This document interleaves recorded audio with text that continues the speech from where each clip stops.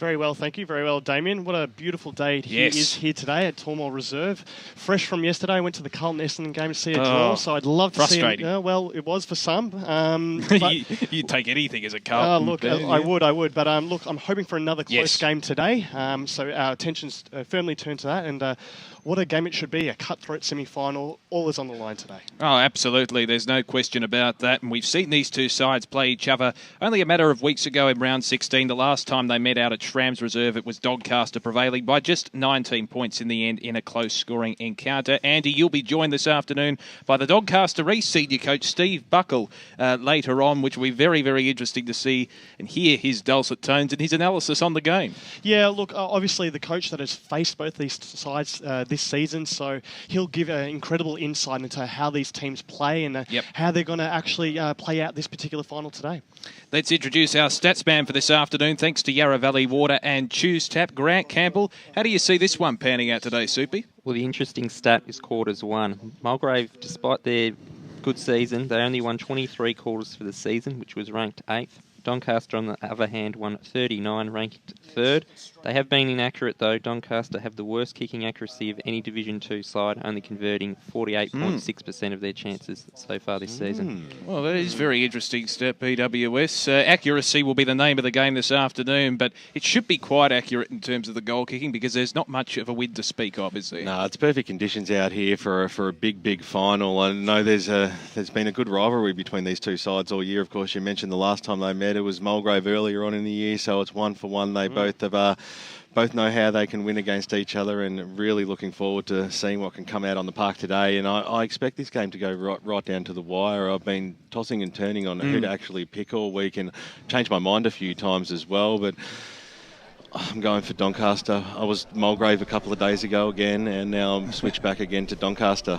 Very indecisive, but I suppose we all are at times. It's pretty having to bet each way, really, isn't it? You've got to make a decision, though. So and I'm picking Doncaster, and I will stand by that. Speaking of the conditions this afternoon, let's find out a lot more about it down at ground level with our two boundary riders this afternoon, Braden Ingram and Blake Gray. Good afternoon to you two, gentlemen. Yeah, good afternoon to you, Dyson. I tell you what, it's a little bit more windy than you might think out here. To the right of your radio dial, maybe a 2 or 3 goal breeze. The dust just blowing up out of the car park. Ground's in pretty good nick. We know Tormore holds up pretty well throughout the season. A couple of brown patches, but overall, players aren't going to have any trouble. Look, the temperature's not too bad. Yesterday, we were out at Bayswater Oval. It was relatively warm, and it probably would have played an impact today. Nice, cool breeze. Keep the players in a comfortable condition. Don't think they'll have any too trouble there. Blake's just headed over to the Mulgrave huddle. We're going to find out the players, the 3 emergencies who aren't playing today. For Doncaster, on your list, it's Decorado, Bailey and Fitzpatrick. Thomas Fitzpatrick did his knee, an ACL, yesterday in the reserves. He was an emergency for today. He played last week, so unlucky for him, especially given he could have got back in if Doncaster win today. So unlucky for him. They're the outs, and just a second, we'll come over to Blake. You right to go, mate? So for Mulgrave, the outs for today are Cassiano, Morella and Goldsmith. So they were the 3 emergencies not named. My tip for today, I tip Doncaster to take it home pretty easy. I reckon 10-goal win. Over to you, boys. Thank you very much, boys. Down at ground level, Braden and Blake. A few interesting outs and omissions there. That could affect the state of the game, Ben. Yes, it's great to see the guys are right on top of it down there at ground level. It'll be Mulgrave kicking to the Baronia Road end in the first term, right of your radio dial or on screen. So to see the big cheese just lining up in the forward line for Doncaster, just stamping his authority at the moment. So it's sure to be an absolute ripper clash. Your tip today, Damo? Oh, look, I actually had a chance encounter with the Mulgrave coach out the front when I was trying to get a park this afternoon, and he insisted that I tip them, and I might as well go that way just to make things interesting. Mulgrave in an upset for me. I'm easily swayed. What about you, Andy? Oh, look, I think Doncaster will win today. I think their forward running will really play out. Let's head to the centre of the ground as we get underway in the Choose Tap first semi-final in Division 2. Doncaster and Mulgrave from Tormore Reserve, and it's the latter in the Lions that win the clearance through Parker. He fumbles, he's tackled by a couple of Sharks, and will eventually have a stalemate, a secondary bounce in the centre of the ground. As we mentioned, conditions very, very good here at Tormore Reserve. Should have no effect on the state of the game. It should be a free-flowing encounter. The tap won by Jarvis in the ruck contest. Couple of fumbling instances, and an umpire's picked out a free kick. It's going the way of Mulgrave by the looks of it against Ewan McKenzie, and it will be taken on centre wing, and the recipient looks as if it is Dean Siakoulis. Absolute star, Dean Siakoulis, a ripper season.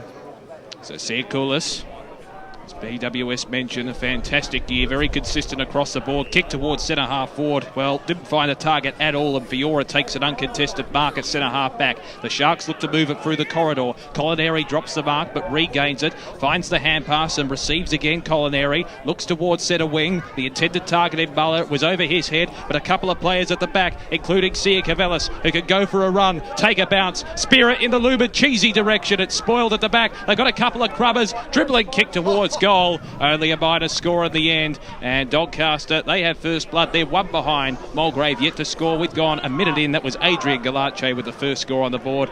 And Doncaster with a lead of one behind. So Young brings the ball in, finds Siakoulis, I should say, as he gets a handball back. It was going to happen eventually, and it happened straight off the bat. I'm not impressed about that at all. Kick goes up towards the wing position. Intended target out there was Daniel Stokey, and over the boundary line it goes. Good crowd out here, Benny. Yeah, it's like I said, there's plenty of space to get a really good viewing spot. You feel like you're on top of the game, really close to the action, and no doubt it'll be a tough game of football. Mackenzie in the ruck. Knowles overran the football. Going in after it was Carroll to lay a tackle, and a few helpers there. Jack Roper handing the ball back to the umpire. So it's on the half-forward line almost for the Doncaster Football Club. Umpire throws it up again. We'll give that one a fingertip to Gladman then. Knowles is on hands and knees. He's got Siakoulis there for support, but once again we'll have a stoppage, Andy. Really good to see Doncaster getting in hard, in and under, creating a lot of the tackling and being proactive in that. I saw them earlier this year against Mount Waverley Blues, and they weren't exactly doing that. Mackenzie knocked it down towards the Anarchist direction. Colinari came in, but he was busted over the boundary line for a boundary throw-in right in front of the Doncaster interchange. And our Lifecare boundary riders, a free kick's been paid to Rob Colinari, so he'll have a chance to drive the ball forward. He does so now. The kick goes towards the Muller direction. He had the front spot, almost took it on the chest. Nicely done there by his teammate in Siakoulis. But then it was mopped up by Willsmore. Got the handball on top there to Gilling, and now the Lions are away, Damo. Jamar, the live wire across half-back, kicks it towards centre wing, missed the intended target. The Sharks can capitalise through Johnson. Breaks the tackle, arches the back, looks for Kinnear. It just went over his head, missed the target by a fraction. Taken at the back in the pocket. Dribbling kick towards goal from Carroll. Still a chance for Zach Carroll. He regains it, snaps across the face of goal, and again only a minor score. Doncaster 2 behind. Mulgrave yet to get a score on the board. Let's head boundary side thanks to Lifecare and Braden Ingram. Yeah, Damo, Ewan McKenzie, big man for Doncaster, just getting his left knee strapped at the moment. So he's just quickly come off the ground. They're going to have a look at that, and we'll keep an eye on it for you. Really good effort there by Carroll, wasn't it, Andy? Yeah, they just kept the ball alive, and that's what they've got to do to get early goals on the board today. Jeez, a couple of missed targets early. Yeah, it's that wasn't too impressive. They're working them out looking for Fowler. The kick goes out of bounds on the full, so it'll be Colinari. He's had a few touches early in the piece. He kicks the ball inside forward 50. Paolacci made the front spot. He was held without the football as well, but still took the mark. He is a class player, and he'll go back to have probably one of the most first genuine shots on goal so far. Yeah, look, great play by Paolacci. He protected the space that he wanted to use where he could mark the ball, and in doing that took the mark. He got the free kick anyway. This guy knows where the goals are. I predict he should kick this one. Well, once again, he's had a great season. Been a super player for the Sharks for a number of years now. He knows where the goals are. His experience should drive the ball home here. Comes in from about 35 metres. He kicked it straight into the man of the mark. If there was ever a Moz, that was it. They might have another chance here. Going after it there was Carroll. Couldn't quite trap the football. Nicely done there by Knowles to get the handball away to Fowler. It was an interesting looking kick, but he gained about 40 metres or so. Pushed it to the boundary side, wing position, and we'll have a boundary throw-in. Just I want to check with the boundary riders who number 59 is for Mulgrave. Yeah, it's Tim Knowles out there. I've called it professionally from the get-go, Andy. So we'll have a boundary throw-in. They had that mistake out at Doncaster a few weeks ago as well, Damo. So as it comes back in now, Johnson at the fall of ball. Might have to use the right foot here. Got the handball away, bouncing football. Eddie goes after it there for the Lions. Gets a handball across towards Jamo now, one way then the other, but he was slippery enough to get the handball backwards to Willsmore. He was put under a lot of pressure. Peduto's in there. He might be able to scoop on the football now. Lost it at the crucial stage. Jamo's there now to mop up for the Lions. His kick goes out towards the wing position, bouncing football in front of Knowles. Pearson's right on his hammer, and a good tackle over the boundary line to see another boundary throw-in. So fantastic effort in terms of the ferocity from both sides. We hope you're enjoying the broadcast, incidentally, on 98.1 Radio Eastern FM or streaming live on EFL.org.au for all your finals action. Around the globe. Oh, yes, exclusively too. So a throw in right on centre wing here at Tormore Reserve on the western side of the ground. It'll be another stalemate as Johnson is wrapped up by a couple of Lions. Then Johnson, of course, 2010 Premiership player for Collingwood, making his mark in Doncaster this season. Stokey gathers the crumbs in the ruck contest. McKenzie gets down on hands and knees. He's claimed, and it'll be another bounce right on centre wing. So no side able to get a clear advantage in these first 6 minutes of the first term. Doncaster with just the two behinds. Johnson again breaks his way out of the pack, gets the hand pass away, spearing ball towards Paolacci at centre half forward. Flew high but couldn't take it. Gilly gets the hand pass, and Parker is away on the counter attack for the Lions. And he gets the handball away, and now they'll move it forward in West. Gets a handball further afield out wide. Parker on the right boot almost got mowed down. That might not have gone far enough. The umpire said Fowler, it is your mark. So almost at centre half forward now. Mulgrave, well, Fowler's going back as if he might even fancy himself here. A very experienced footballer, and we'll have a shot from him just outside the 50 mark. How do you like his chances here, Andy? Well, I don't think he'll make the distance, but look, it'll just be good to see Mulgrave go inside 50 for the first time today. So Brad Fowler will come in now. Doncaster lead it by 2 points to nothing. He's pushing for distance, but he's working the wind back beautifully here. It might go all the way to the line, but Jarvis, well, he's an experienced ruckman himself who knows where to be at the right time and stood on the line and fisted that through for a minor score. That's their first on the Bendigo Bank scoreboard. Mulgrave at one behind, trailing by that very margin, and Doncaster are 2 points. This was the exact score line at quarter time the last time these two sides played each other, so they certainly are accustomed to low-scoring encounters, Doncaster and Mulgrave. I suppose it suits their respective game styles as well. So the Sharks can bring it back into play. Kick out wide towards the halfback flank to no one in particular. It's going to be chopped off for the Lions by Gladman. Got the hand pass away. Eventually ends up with Siakoulis, who could use the pace to burn and shoot towards goal. But again, it's off target. Only a minor score to the right of the goal face. So Mulgrave level up with two behinds with Doncaster. We gone 8 minutes on the Bendigo Bank scoreboard in this first term. He's that live wire, Siakoulis. I really think if Mulgrave are going to win this game today, a lot of it's going to be with his influence. Well, Fiora went short, found Johnson. Wasn't the greatest looking kick off the boot, but it found the target. Johnson goes towards Jarvis over the top of him. Muller takes the mark. So they've moved it up almost to the wing position here. The kick goes towards Colinari. Put his body on the line. He was... Well, he was met there by Brett Willsmore, and the umpire said it was a little bit crude. The play on now in towards the middle of the ground. Anarchis, nice handball over the top. McKenzie back to Johnson. Now they switch it out towards Kinnear, who's made some space on the wing position, who just shows his opponent there, Butler, in the football. Kinnear drives the ball forward towards Muller. It was knocked away from him at the fall of the ball. Anarchis charges the pack.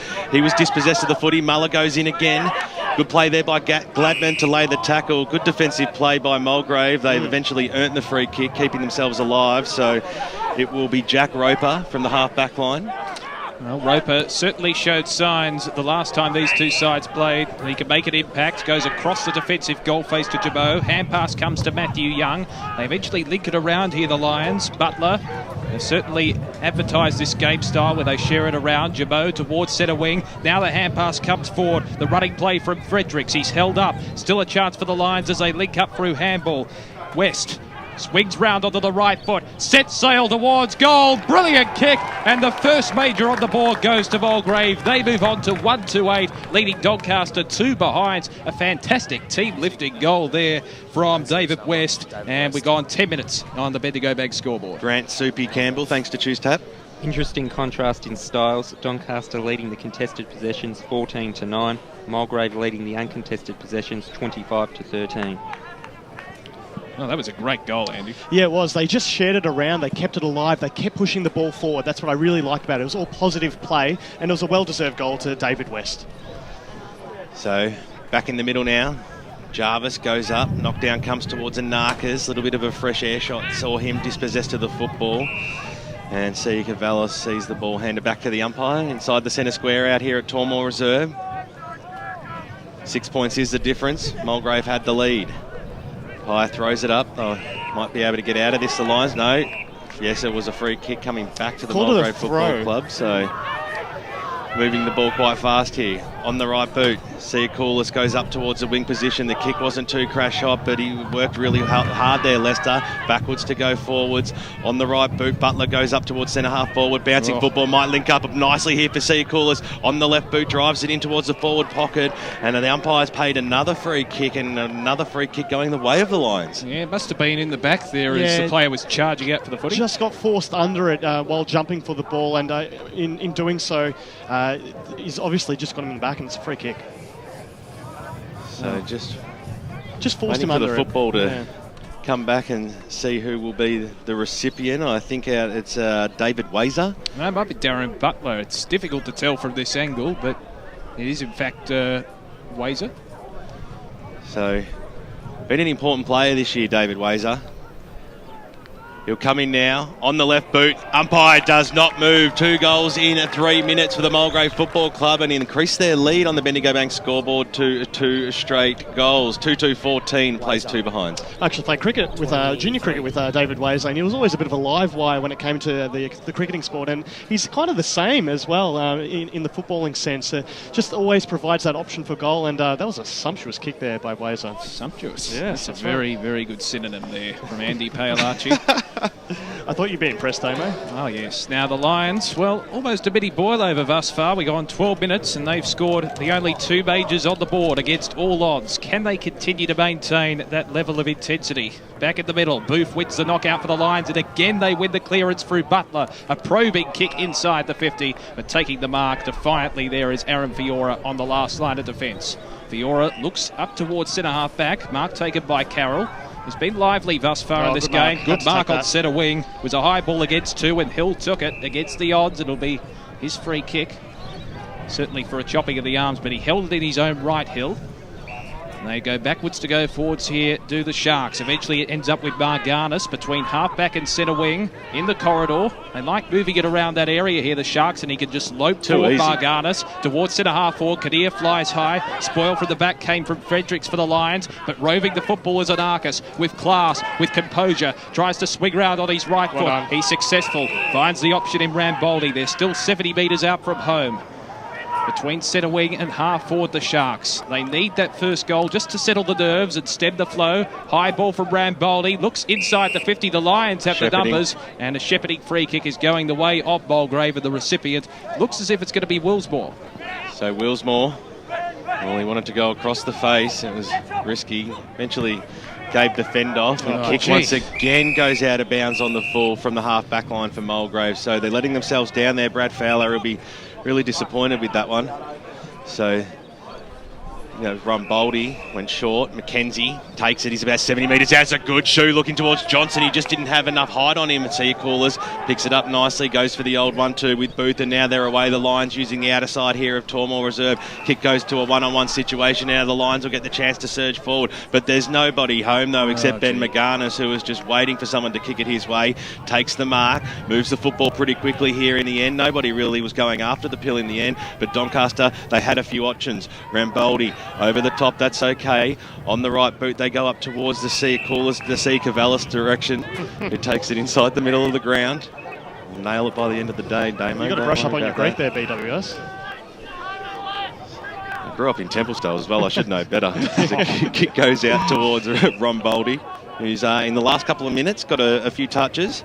Notice they're just chipping the ball around here, Benny. Yes, just do it in bits and pieces. McKenzie takes it now, so they still haven't gained any distance. Might go back to Ramboldi. He's still by himself. It was a risky kick. Eddie was on his hammer, but he takes the mark. So Coleman presents across half forward, but instead, once again, they're not wanting to go long, are they, BWS? They're not, yeah. Crisscrossing their way. Well, it's good one-on-one play by Mulgrave, who are really blocking that forward entry as the kick goes towards the class of Anarchis. Can he hold the mark? Knocked away from him. That was a good fist by Jackie Roper, and we'll have a boundary throw in. That's a huge win to Mulgrave. As you said, they went one-on-one. Doncaster didn't want to pull the trigger, and when they finally did, they got all the numbers defensively, Mulgrave, so well done. Pai brings it back in. Kinnear being the ruck, missed all players then, so it might be here for Johnson to run onto. He was a bit harsh there on Timmy Knowles, and he'll receive the free kick, the line across the half back line. Wanted to go off with the handball there. short passes on. That's okay. Well, it's okay if you take the mark. Luckily won himself a free kick there, Fredericks, and he takes off, let himself down with the kick. That was a bouncing football, lands in the arms of Eddie, who went one way, then the next. That could have nearly been pinged holding the football. Great play there by the big man, McKenzie. Umpire said play on, though. They're doing it the hard way along the boundary line. Brad Fowler sees it over for another boundary throw-in. Interesting situation this game is actually poised at the moment. You feel like Doncaster just need that first goal to settle their nerves, but for the most part of it, Mulgrave are controlling play. McKenzie wins the tap, and Arcus was stripped of the football, and Carroll is claimed. We'll have another bounce between half-forward and centre wing for the Lions. You do notice the Lions have congested their defensive zone and forced the Sharks wide as well. So another stoppage. Crumbing the pack there is Siakulas for the Lions. Sends a probing kick inside the 50. Spoil came from the back from Fiora. Snapper goal from Edwards. It's rolling towards the face, but it's only a minus score once again. So Mulgrave move on to 2-3-15. The Doncaster 2 behinds. We got 16 and a half minutes on the Bendigo Bank scoreboard. So Aaron Fiora will be the designated kicker this afternoon. You get the sense for the Sharks. Chips it towards centre half back, finds the intended targeting Carroll. As we've seen so far in this game, Doncaster just content to chip it around and orchestrate an attack slowly. Anarchus takes the mark between half back and centre wing on the western side of Torball Reserve. It's a lovely day for football, a carnival atmosphere. Kick towards centre wing, missed the target. In fact, Labin came in and took it on the half volley. Was good paid work the by the big man as well. Yeah, certainly versatile to go down low and take the mark at ground level. Gladman, a long ball towards centre half forward. It's a 1-on-2 in favour of the Sharks. The ball falls out the back. Again, Doncaster have the numbers to mop it up. Anarchus receives on the half back line. And pass to McKenzie. They link up well. Carroll's had a lot of the football thus far. Again, Anarchus looking for Muller, who's moved up the ground towards centre wing. He dropped the ball, and as a consequence, it's forced over the line by Siakulas. Let's head to Grant Campbell for some Tuestat match stats. Doncaster had the first 5 inside 50s of the match, but now it's locked at 8 apiece, so good comeback by Mulgrave. And Gladman to go up against McKenzie in the ruck. Yeah, fantastic duel all day. There's certainly no doubt about that. Anarchus, hot to trot, little handball back. That was okay. Carroll now had some time to size up the kick towards the Kinnear and Carroll direction. Knocked away and over the boundary line out of bounds, the Paolacci direction, I should say. And we'll have a boundary throwing right in front of AT and the gang on the Doncaster bench. Never afraid to use his voice throughout a football match. Andrew Tranquilli, reappointed for next season earlier on in the week, so fantastic that the clubs secured the services of him. But now inside the forward 50 they go towards the Lumacheesy direction. The big man comes out, barged a few packs. Johnson got a little handball away to Peduto, but he was quickly wrapped up in a fantastic tackle there by Blaine Coates, and we'll have a bounce 55 metres out from Doncaster's goals. They still searching for their first major of the afternoon. A bit of holding in the ruck against Kinnear that time. So the free kick will go the way of Gladman, and he'll kick the ball out wide because Coates has made some space here. The ball needs to sit up for him now. Knocked it to the advantage of Leicester. Going after it right on his hammer there was Hill, though. Leicester did well. Got up, booted it, ball inside forward 50. This is a good chance for them over the top of Booth. Knocked away Parker for Doncaster. We'll see it over the boundary line and out of bounds. About 35 metres out from the Mulgrave goal line now. Just feel like Doncaster's slow build-up in going to their forward line's really not working for them. They're just ending up getting forced wide. I think they've got to break the lines, take the game on, and get the ball inside 50 when the numbers are limited. And perhaps move it through the corridor as well. It's one of their assets. So ball in, deep inside the Lions forward line. Eddie shovels out a hand pass to no one in particular. Fiora at ground level did well to pick up the football. Eventually forced the hand pass out to his teammate Johnson, who could sprint away. Dribbling kick forward by Peduto. We'll see the boundary line between half forward and centre wing. No, it's going to be kept in play by Fowler at the end. A long high ball towards centre half forward. A big fist at the back. Stokey flew high to take it. Still 60 metres around for the Lions goal. Hand pass out to West. He's kicked one already. Tries to lay it off in the direction of Wazer at ground level, breaks the tackle, falls to ground, regains his footing, snap around the corner. It's a floater across the face, still in play. One-hander! What a grab! It's stuck in the 1 minute. Adam Booth and a one-on-one contest, pure strength. That was a sensational grab, Andy Paolacci. Oh, what a great mark. It was the same as what Paolacci did before, just protected that space, and one arm he used it to obviously fend off his opponent, the other arm just to control the mark, and really deserves a goal from that effort, surely. If I hadn't have lost my voice from the cold, that would have been a fantastic grab from Adam Booth. And he goes in and slots the goal as it deserves. And a goal to Mulgrave. They now have their third on the board, would you believe it? They move on to 3-3-21. They lead Doncaster 2 behind. We've gone 20 and a half minutes in this first term on the Bendigo Bank scoreboard. What a turn-up. What a turn-up indeed. It was fantastic work there by Booth and great work by Cheeseman, who actually kept the ball alive on the boundary line when you thought it was out of bounds. He just kept it alive and put it inside 50. But from there, Booth kicked 5 goals last week against Bayswater and continuing his good form here today. So the margin is 19 points. 3 goals, 21 to 2 behinds.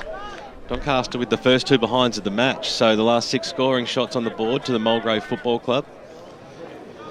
Be pretty happy with this lead. Booth kicked that ball into someone's backyard out on Baronia Road. That's how big his kick was through the big stick. So back in the middle now, Gladman goes up, gets the knock down that time, and a free kick again. So to Tim Knowles, who's been, we're not going to say he's been targeted, but he's earned a few free kicks already. So kick goes up towards the wing position now. Ball flies, Lester's there. Another free kick for a chop of the shoulders. So Booth has got it about 60 metres out. He's too far this time, but they've got players aplenty inside, and taking the mark there is Darren Butler just inside the arc. So been asked to come back around on his mark now. Doesn't look confident.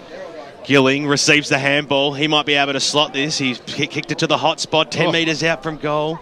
They've still got the option. Siakoulis, snap around the body. That's how you play front and centre football. And Mulgrave on the Bendigo Bank scoreboard have opened themselves out a 25-point lead at the 22-minute mark of this first quarter. 4-3-27 plays 2 behinds, Andy. Well, BWS, who'd have thunk it? What a great start by Mulgrave and awesome play by Siakoulis. Just as you said, was in the right position, great front and centre work, and obviously has an eye for goal. Put that through with ease. Let's head boundary side thanks to Lifecare, Braden, Ingram and Blake Gray. Yeah, sorry, it's Blake Gray, fellas. You saw after that goal from Mulgrave, their 4th goal, the wind's really starting to pick up now, so they're starting to capitalise on it. Grant Campbell, thanks to Choose Tap Match Stats. The clearance is 7 apiece, but it's 8-7 now with Mulgrave hitting all 5 centre clearances. So West on the left boot goes inside forward 50 again, and Wazer playing out in front takes it on the second bite. So Mulgrave another shot on goal, Andy. This kick will go from about 45 to 50 metres out, but almost directly in front. Yeah, you'd think he'd nail it as well, given what Blake just said about the breeze. But I mean, look, the breeze does play some sort of influence in the game, but Mulgrave has simply been the better team. They're winning it out of the middle. And here comes a shot on goal. David Wazer on the left boot. He makes the umpire work for that one. It went straight, but it went straight through the behind. So minor score is the result. That's their 4th on the Bendigo Bank scoreboard. 4-4-28 Mulgrave. Doncaster still 2 behinds, 23 minutes gone. I also think Doncaster's running back. They're great when they're running forward, but their defensive running has been a little lacking. And when they've turned the ball over, Mulgrave have moved the ball from arc to arc with, again, far too much ease. Well, the alarm bells would already be sounding for the Sharks as Fiora prepares to kick the ball back into play. Looks short and chips the pass deep into the back pocket, and Shivelbush takes the mark. So Matt Shivelbush, he's been a steadfast defender for the Doncaster Footy Club for a regular period now. Very important player. He's asserted himself, that's for sure, in that position. Big fly at the back from Colinari. Couldn't quite hold the mark. And a number of players opt to keep it in play but are unsuccessful. We'll have the ball in right on centre wing on the western side of Tormore Reserve. Here's a free kick holding. Well, you get the sense that frustration is starting to creep into the Doncaster game as the umpire again blows the whistle. It was against Siakoulis. Just he looked frustrated when Butler remonstrated with him, and it was the reaction that got the free kick. So Darren Butler, the recipient from centre wing, looks towards centre half forward. Big flight at the back came from Wazer. Good ground level play there again from Siakoulis. Chips it over the top. A clever kick, a great vision, and the mark taken by Knowles, but he's on a very acute angle, 45 metres out from goal. Dean Siakoulis really stamping his authority on this game early in the piece. Yeah, he's been massive in this game so far, and I called it earlier. I said Siakoulis is the man, and he has been thus far. So Tim Knowles to shoot for goal from 45 metres out. It's a tough angle to contend with.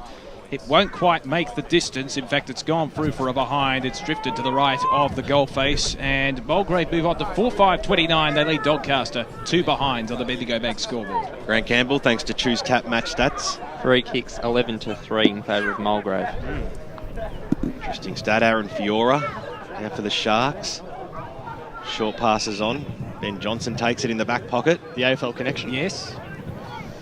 Brothers in arms. Well, it was a shocker of a kick. Dale Cheeseman cut across about half forward line, so 55 metres out for Mulgrave. They'll get another chance to go forward here as Cheeseman pops it up towards the booth direction. He's at the back. He had a bite of it at the fall of the ball. Wazer comes in. It might just sit up nicely for him. Wazer on the left boot. Swigs around and swigs it through. Fantastic goal there by David Wazer. That's his second, and that's the Mulgrave Football Club's fifth on the Bendigo Bank scoreboard. 5-5-35. Doncaster 2 behinds. It's getting a little bit scary, and I simply can't imagine what I'm seeing here. Mulgrave are just all over the Sharks, and the Sharks, despite their first 5 minutes where they looked likely to, obviously build a score, they've just been completely overrun by a rampant Mulgrave midfield, and it's all one-way traffic here. Well, certainly Doncaster, they won't be in panic mode or on the canvas yet, but they trail by 33 points early in this game as we approach the cusp of quarter time. And again, the Lions winning it out of the centre through Stokey. Chip pass found West at the end, 70 metres out from goal, looks towards the leading Wazer, couldn't quite take it on the half volley. Eventually it's Crubb forward again from Roper, kick across the face of goal. Chance now to keep it in play, Marganis, but it's unsuccessful again. We'll have a throw in deep in the forward pocket for the Lions, and they're looking ominous. So ball in. Tell you what, if the Lions can register their 6th goal, it would certainly enforce panic stations in the Doncaster camp. So the ball in, Stokey at ground level, opts to pick it up. He's claimed by a couple of Sharks, and it looks as if we'll see another stalemate. 30 metres out for the Lions' goal. They are pressing, and they've been quite intimidating at doing so. Absolutely. Doncaster just need the siren here. They just need to regroup. So Ramboldi tried to break the tackle. Siakivelis also opted to break through, but he's claimed, and again, big bear hug by Booth there. Yes. The ferocity certainly on show for the Mulgrave Football Club this afternoon. The Sharks need to lift. Johnson can provide that lift by kicking it towards centre-half back, but his kick again to no avail as Jabot picks it up. On the bounce, hand passes it back to Parker, sends a long ball towards full forward into the hot spot. A brilliant mark, almost paid there. In fact, it will be paid according to the umpire, and it looks as if McKenzie's the recipient right on full back on the last line of defence for the Sharks. So McKenzie, short passes on. Marganis takes it now. We'll move the ball up towards the Grocott direction. I think it's Parker there for Doncaster. Managed to pick himself up nicely there. Got the handball away to Carroll on the right boot. It was a bit of a grubber of a kick towards the Grocott direction over the boundary line and out of bounds on the full.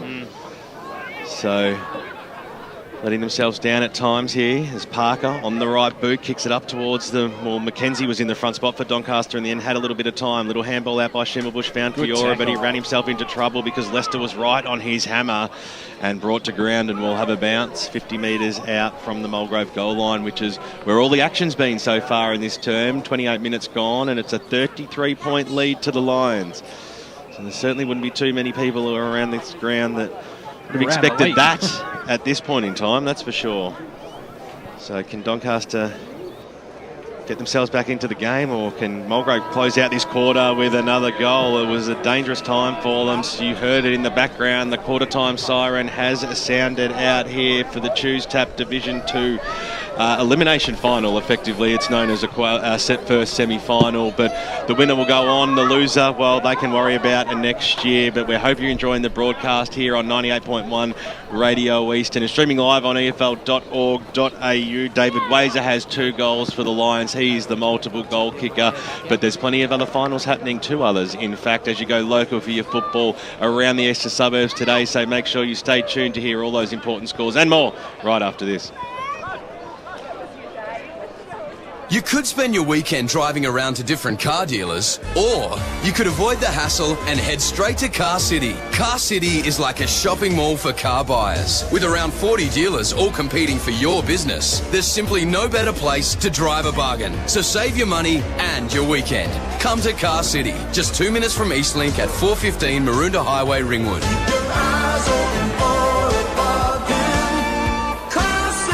415 Maroondah Highway, Ringwood.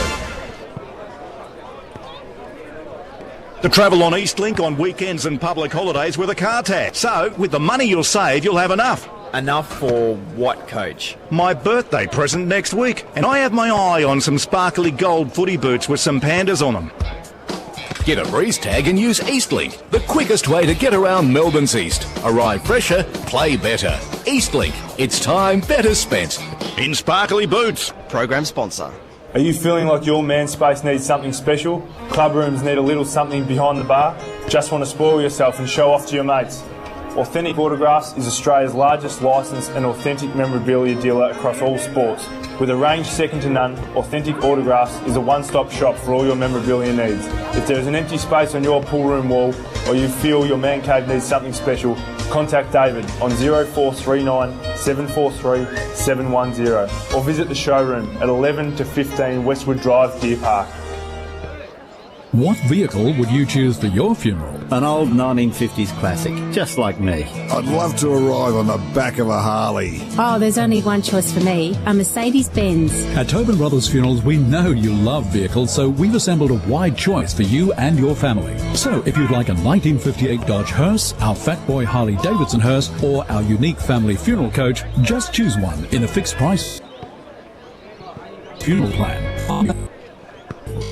Those funerals, celebrating lives. Program sponsor.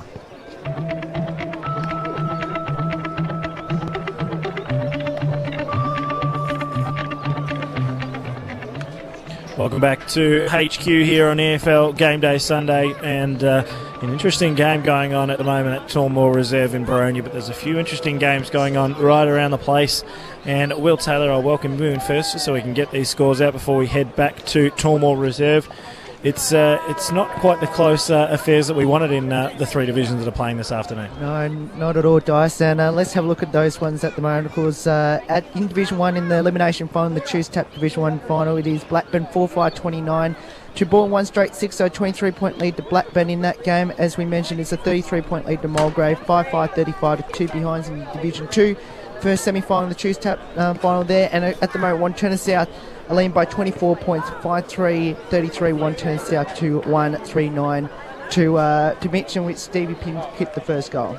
Well, let's see. Hopefully we can get a few close ones as a couple of these sides work their way back into position, and we get a couple of competitive matches that go on right across the afternoon. We'll keep you abreast of all the scores from a couple of the games in the AFL that don't mean much at the moment, a couple of the dead rubbers that are going on right across the AFL, and we'll make sure that we, as you go local for your footy, that we keep you updated with Blackburn and Baldwin, Doncaster and Mulgrave, which is obviously a radio game, and Mitcham and Wanturna South, right here on EFL Game Day Sunday. To my place, I want one that cares. So I use local H2 Pro Plumbing. They communicate, arrive on time, respect me in my home, and execute with excellence. And they support Who Gives a Crap? Toilet paper that builds toilets and saves lives. Sign up at h2pro.com.au for 10% off every plumbing job for life. H2 Pro Plumbing, my local plumber who really cares. 9844 1444.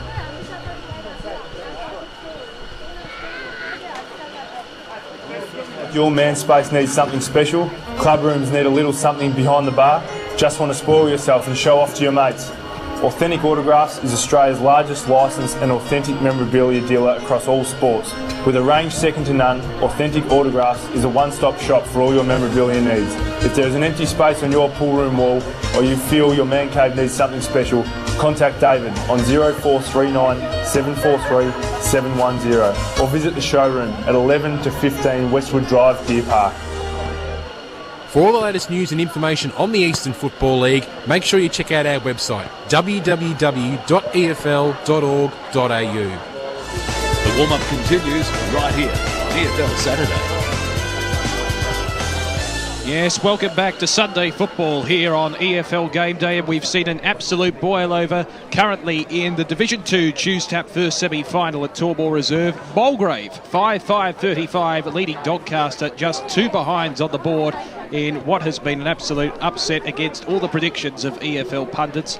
And stay tuned to find out if Doncaster can lift themselves out of the mire or if Mulgrave can continue their form. Let's head to Grant Campbell, thanks to Choose Tap, for all the match stats. Well, the story of that quarter, Doncaster had the first 5 inside 50s, but it ended up 17-9 in favour of Mulgrave, so 17-4 to end the quarter. They won the contested ball 39-27, had a free kick count of 11-3, and they won all 6 centre clearances and had 4 marks inside 50-0.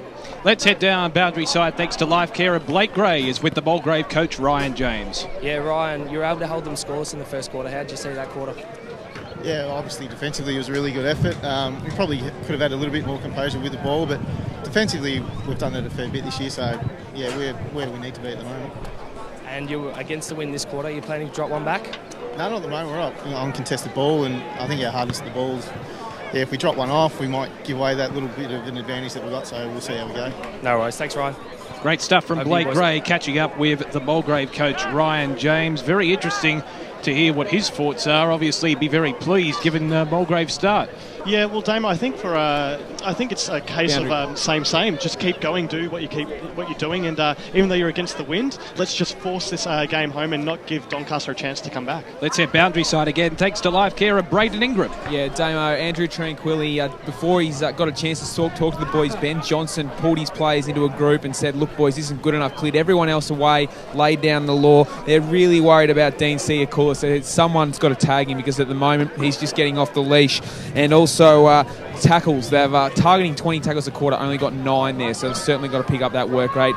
And Andrew Tranquilli said, look, now it's showtime, now it's our chance to kick some goals. Underway in the second term from Tormore Reserve, it's Mulgrave by 33 points, but it's Doncaster who win their first clearance for the afternoon. Anarchis towards centre half forward, holding on, a free kick's been paid. The mark was taken anyway, and Jarvis has taken the mark on the second bite, but he was held on and stifled there. But a great forward presence there from the Sharks, Andy. Yeah, look, Andrew Tranquilli kept the boys in at the quarter time for quite a length of time, and obviously wanted to round the message home. And so far, if this goes through, the message is coming across loud and clear. Greg Jarvis to kick Doncaster's first major of the afternoon. He's pushed it, he's hooked it to the right immensely, and it's gone out of bounds on the full. This gives us an opportunity to introduce our next special comments man, Doncaster East coach Steve Buckle. Thanks for joining us, mate. Pleasure. Very happy to be here. Yes, it's certainly an interesting contest. Just quickly, are you surprised by Mulgrave's start? Yeah, very surprised. Actually, look, I thought Doncaster would come out and take the ascendancy, but they haven't. Mulgrave started really well and used the breeze to their advantage, so it'll be interesting to see if Doncaster can hit back this quarter. Well, the Lions again moving it out of defence, and they forced it out of play through Luke Parker, and we'll have a throw in 50 metres around from the Sharks' goal, outer side of Tormore Reserve. Does look like a handy breeze going down towards that Baronia Road end, Damo. Yeah, absolutely. That could be advantageous for the Sharks this quarter as Anarchis breaks free from the pack, sends a hacking ball towards full forward. It could beat all of the players on the last line of defence. Jamo keeps it in play for the Lions. Dipwell was composed in that situation. Kicks towards half back, but he's missed the target. In fact, chipping in there is Ben Kinnear for the Sharks. And he's 55 metres out from goal. It will probably test him, but with that wind advantage, you give him a chance. Yeah, look, you certainly would give him a chance, but look, no chance. Look, it's all been Mulgrave, but let's see how Kinnear goes. Kinnear from 55 metres out, set sail towards the top of the square. The Lions have the tall timber of the numbers, and the spoil has come out the back. And chasing it over the boundary line is Leicester for the Lions, and we'll see it thrown in on the opposite pocket in the Sharks' forward line. It's crossed down boundary side, thanks to Lifecare. Yeah, thanks, mate. Sorry, I'm in trouble with the wind here. Look, at the moment, the thing is, this ground tour has been 10 games here this year, boys. The average total points is 118, so we know it's a big ground, and that you just feel it's not going to be a particularly high-scoring match. So there's always a chance for Doncaster to get back into it. So Knowles drives the ball down towards the wing position. Schimmelbusch got a little handle on it. Malloy was in there for Doncaster, wrapped up by Siakoulis, who had a fantastic first quarter. Got a lot of zip and a lot of spark. Gladman went up unattended that time, and Anarchis got a little toe poke on it over the boundary line for another stoppage. So we've gone almost 3 minutes here in the second term. It's still a 33-point margin to the Mulgrave Football Club. They jumped out of the blocks in that first term. Doncaster with a bit of a breeze in this second term. Kinnear in the ruck, knocked it to Johnson's direction. Little handball over the top there by Anarchis, went into no man's land. The kick goes up towards the wing position now to Mulgrave, towards Booth. He couldn't take it on the second bite. McKenzie comes in and will have a boundary throw in. True centre wing position out here at Tormore Reserve. Plenty of time to get down here. Yes. And see a good game of football. It's Division 2 at its best today. Cutthroat final. Who will go on next week? A shocker of a throw in there by the umpire, but enough now by the field umpire to say, do it again, young fella. So that's what we'll do. It's a bit of a stunned crowd, let's be honest, as Umpire brings it back in. McKenzie palmed it down. Johnson just knew how to read the football well there. Little handball away to Fiore. He's turning himself into trouble. Kick on the left boot.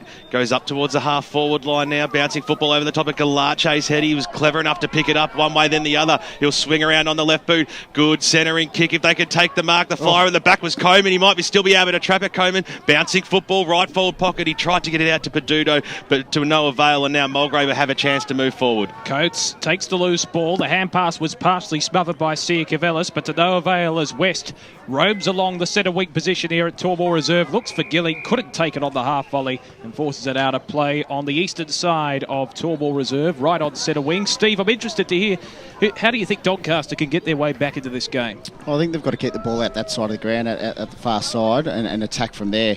If Mulgrave keep forcing them back over to the other side, then they're going to find it very hard to score, I think. Kinnear wins the tap out, but only as far as West at ground level, who forces it forward for the Lions. In fact, they're going backwards to go forwards here. An interesting ploy, but it's been successful so far as a dribbling kick from Willsmore will see the boundary line eventually as West forces it over again on centre wing. Right in front of the picturesque Dandenong Rangers here at Tormore Reserve. It's a fantastic sight.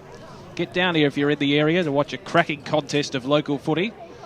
Kinnear wins the tap out for the ruck contest. Anarchis was stripped of the football. Roper tried to break his way through. Peduto got the hand pass out. Chance now for the Sharks. Kick towards centre half forward. Brilliant mark on the dive. Catch. It looks as if it was Paolacci with the slips catch, as you called it, Andy. He can go back and have a shot on goal from 55 metres out directly in front. Well, to say they need this is an absolute understatement. It's me being Captain Obvious here, but look, to Doncaster's credit, they've come out better in this second quarter. There's more intensity, there's more directness about their play, and let's see how Paolacci can go here. Well, they have shown more conviction. Let's see if Paolacci can convey that with this shot on goal from 55 metres out. Set sail towards goal. It won't quite make the distance. It's going to be forced through eventually for a behind. So only a minor score. Doncaster move on to 3 behinds. They trail Mulgrave 5-5-35. We got almost 6 minutes in the second term on the Bendigo Bank scoreboard. Steve, a number of times players have had a shot on goal already down this end where they haven't made the distance. Is that frustrating as a coach? Are you back your player in to have a shot, or should they be putting it into a more preferable position about 20 metres out? Yeah, I think they've got to know their limits, and they've got to put it just at the top of the square. If they can't, if they're going to go back and back themselves and have a shot, then they've actually got to put it through. So we don't mind our players taking it on, but you've got to put it through once you have your chance. So it's still across the half-forward line for Doncaster. We'll get another chance. Kinnear goes up in the ruck. Johnson at the fall of the ball. Dived on it. Knowles is in there laying a tackle for Mulgrave, and we'll have a bounce. Also, Steve, if I could ask, in Mulgrave's perspective, they're going against the breeze this quarter. How would you instruct your players to play the game when moving the ball forward? Yeah, absolutely. Come wide out to the roadside wing, and just play it up and down there all day, and just waste the quarter pretty much. Just keep it out this side, keep it at. I can see they're switching it now, but I'll be bringing it and playing it out the fat side as much as we can. Well, Parker went to Gilling, who went further afield. They might get out of this as Gilling receives a handball again down the wing position. Another disappointing kick up towards the bouncing Jamo direction, but on the left foot now it will be Young. Inside forward 50, here he goes. It was a good kick in the end, and getting into position A was Pearson. Dropped what he probably should have taken in the end. Nicely scooped upon though by West. This way, that way, you want to get on the left. Handball was a little bit dangerous. They'll get a shot towards the forward pocket, leading out Daniel Stokey. Gets there in time, and he might be able to go on with it, Stokey. No one stood the mark, and then he kicked a shank off the side of the boot to the top of the goal square. They still might have the numbers there. Schimmelbusch dives on the pill for Doncaster. They're screaming for holding the ball. The umpire will come in and bounce at top of the goal square, or middle of the goal square now for Mulgrave. Mulgrave shared that really well. I don't think Stokey backed himself from the distance, hence why he played on, but Mulgrave showing incredible intensity at the moment. Booth knocked it back to favour his team. Going in hard there was Carroll. Couldn't quite pick the football up to get it away. Good tackle over the top there by West, and the umpire once again will bounce it. It's underneath the Bendigo Bank scoreboard, 8-minute mark of this second term. Still a 33-point lead. The scores haven't changed since quarter time. Can Mulgrave get the first score here? Comes out towards the boundary line, which is eventually trickles over, taken by David Wazer, and we'll have a boundary throw in. Grant Campbell, thanks to Choose Tap Match Stats. Inside 50 this quarter, 6-1 in favour of Doncaster.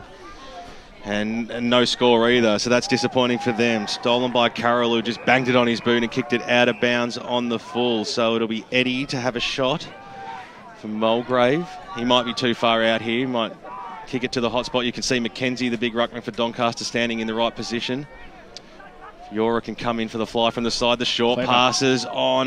He was looking for Wazer, then knocked away. Grocott will see it over the boundary line. In fact, that's Rumboldi, and we'll have another boundary throw in. So Mulgrave peppering in the last few moments.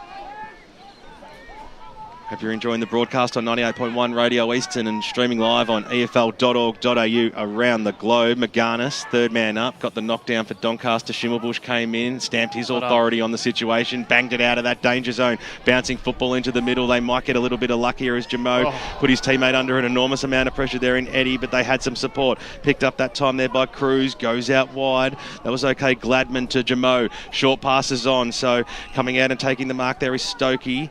Doing it in bits and pieces, but this is better. They're hitting the target, so ball about 65 metres out. Switch looks like it might be on into the middle of the ground where Gilling made space. He's come down from half-back, so good running there. On the right boot, it came off the side, but it's still in towards the Booth direction. Over the back there, almost taken there by Cheeseman. Booth just barged his way out of trouble there. He could have nearly been pink for holding the footy. Nicely done by Peduto. Got it back to Mackenzie. He's in a bit of trouble, but the big man had time. He had poise, and he gets it away to Johnson. Johnson from centre half-back, plays on. Eventually weaves his way around Siakoulis. Finds the target out wide to his ex-Collingwood teammate in Kadir. Hand pass over to Siakoulis. Now they're mounting and attack the Sharks, but the kick was well off target. Jamo will see it over the boundary line eventually on the half-back flank for the Lions, and we'll have a throw-in on the eastern side of Torball Reserve. Certainly been a fantastic display from Mulgrave thus far in this game, even in the first 10 minutes of this second term, Andy, to nullify Doncaster's scoring. Yeah, definitely. Look, Doncaster have, as I said, stepped up their game in the second quarter, but it's all for nothing if they're not going to put the score on the board, so they've got to be more damaging when going inside forward 50. Gladman wins the tap from the throw-in, but picked up by Mackenzie. A snap-on goal into the square. It bounces at right angles, and it's through for a minor score for the Sharks. They move on to 4 behinds. They trail Mulgrave 5-5-35 on the Bendigo Bank scoreboard. Just at the old Tim May off-spin there, but look... Doncaster, as I said, they just need that first goal. That's just to settle their nerves and, make themselves feel like they're back in this match, because at the moment it's all looking a little bit haphazard when going inside their forward 50. Yeah, Mulgrave have got their game planned perfectly, haven't they? Yeah, they're coming out the coach's box side. They're playing defensively there, and they're just wasting time at the moment. They're not scoring either, but Doncaster aren't putting any scoreboard pressure back on them either, so it's working well for Mulgrave at the moment. Well, good umpiring sees the ball stay in play, and in position 8, Dean Siakoulis takes it on his chest. So wing position here. It's been immense. Grandstand side, short pass. We've got to stop mozzing players. It was lucky because Daniel Stokey took it just inside the line. Backwards to go forwards. Booth, he's a long way out from goal. Doncaster won't mind if he's taking them out there. He might have actually moved into the ruck, the big man. Daniel Stokey again, getting a lot of the football. Short passes on Cheeseman. No, sorry, that is David West. Kicked a goal already in this game. So they go to the middle, then they go back out wide. So on the right boot, they go up towards the Gilling direction. That was a spearing pass and a good mark and lead too. So Gilling 55 metres out. Players screaming for it in Leicester and West, but he goes towards the forward pocket where a good lead by Jack Roper comes out and takes it about 40 metres out. Difficult angle, but surely a shot on goal.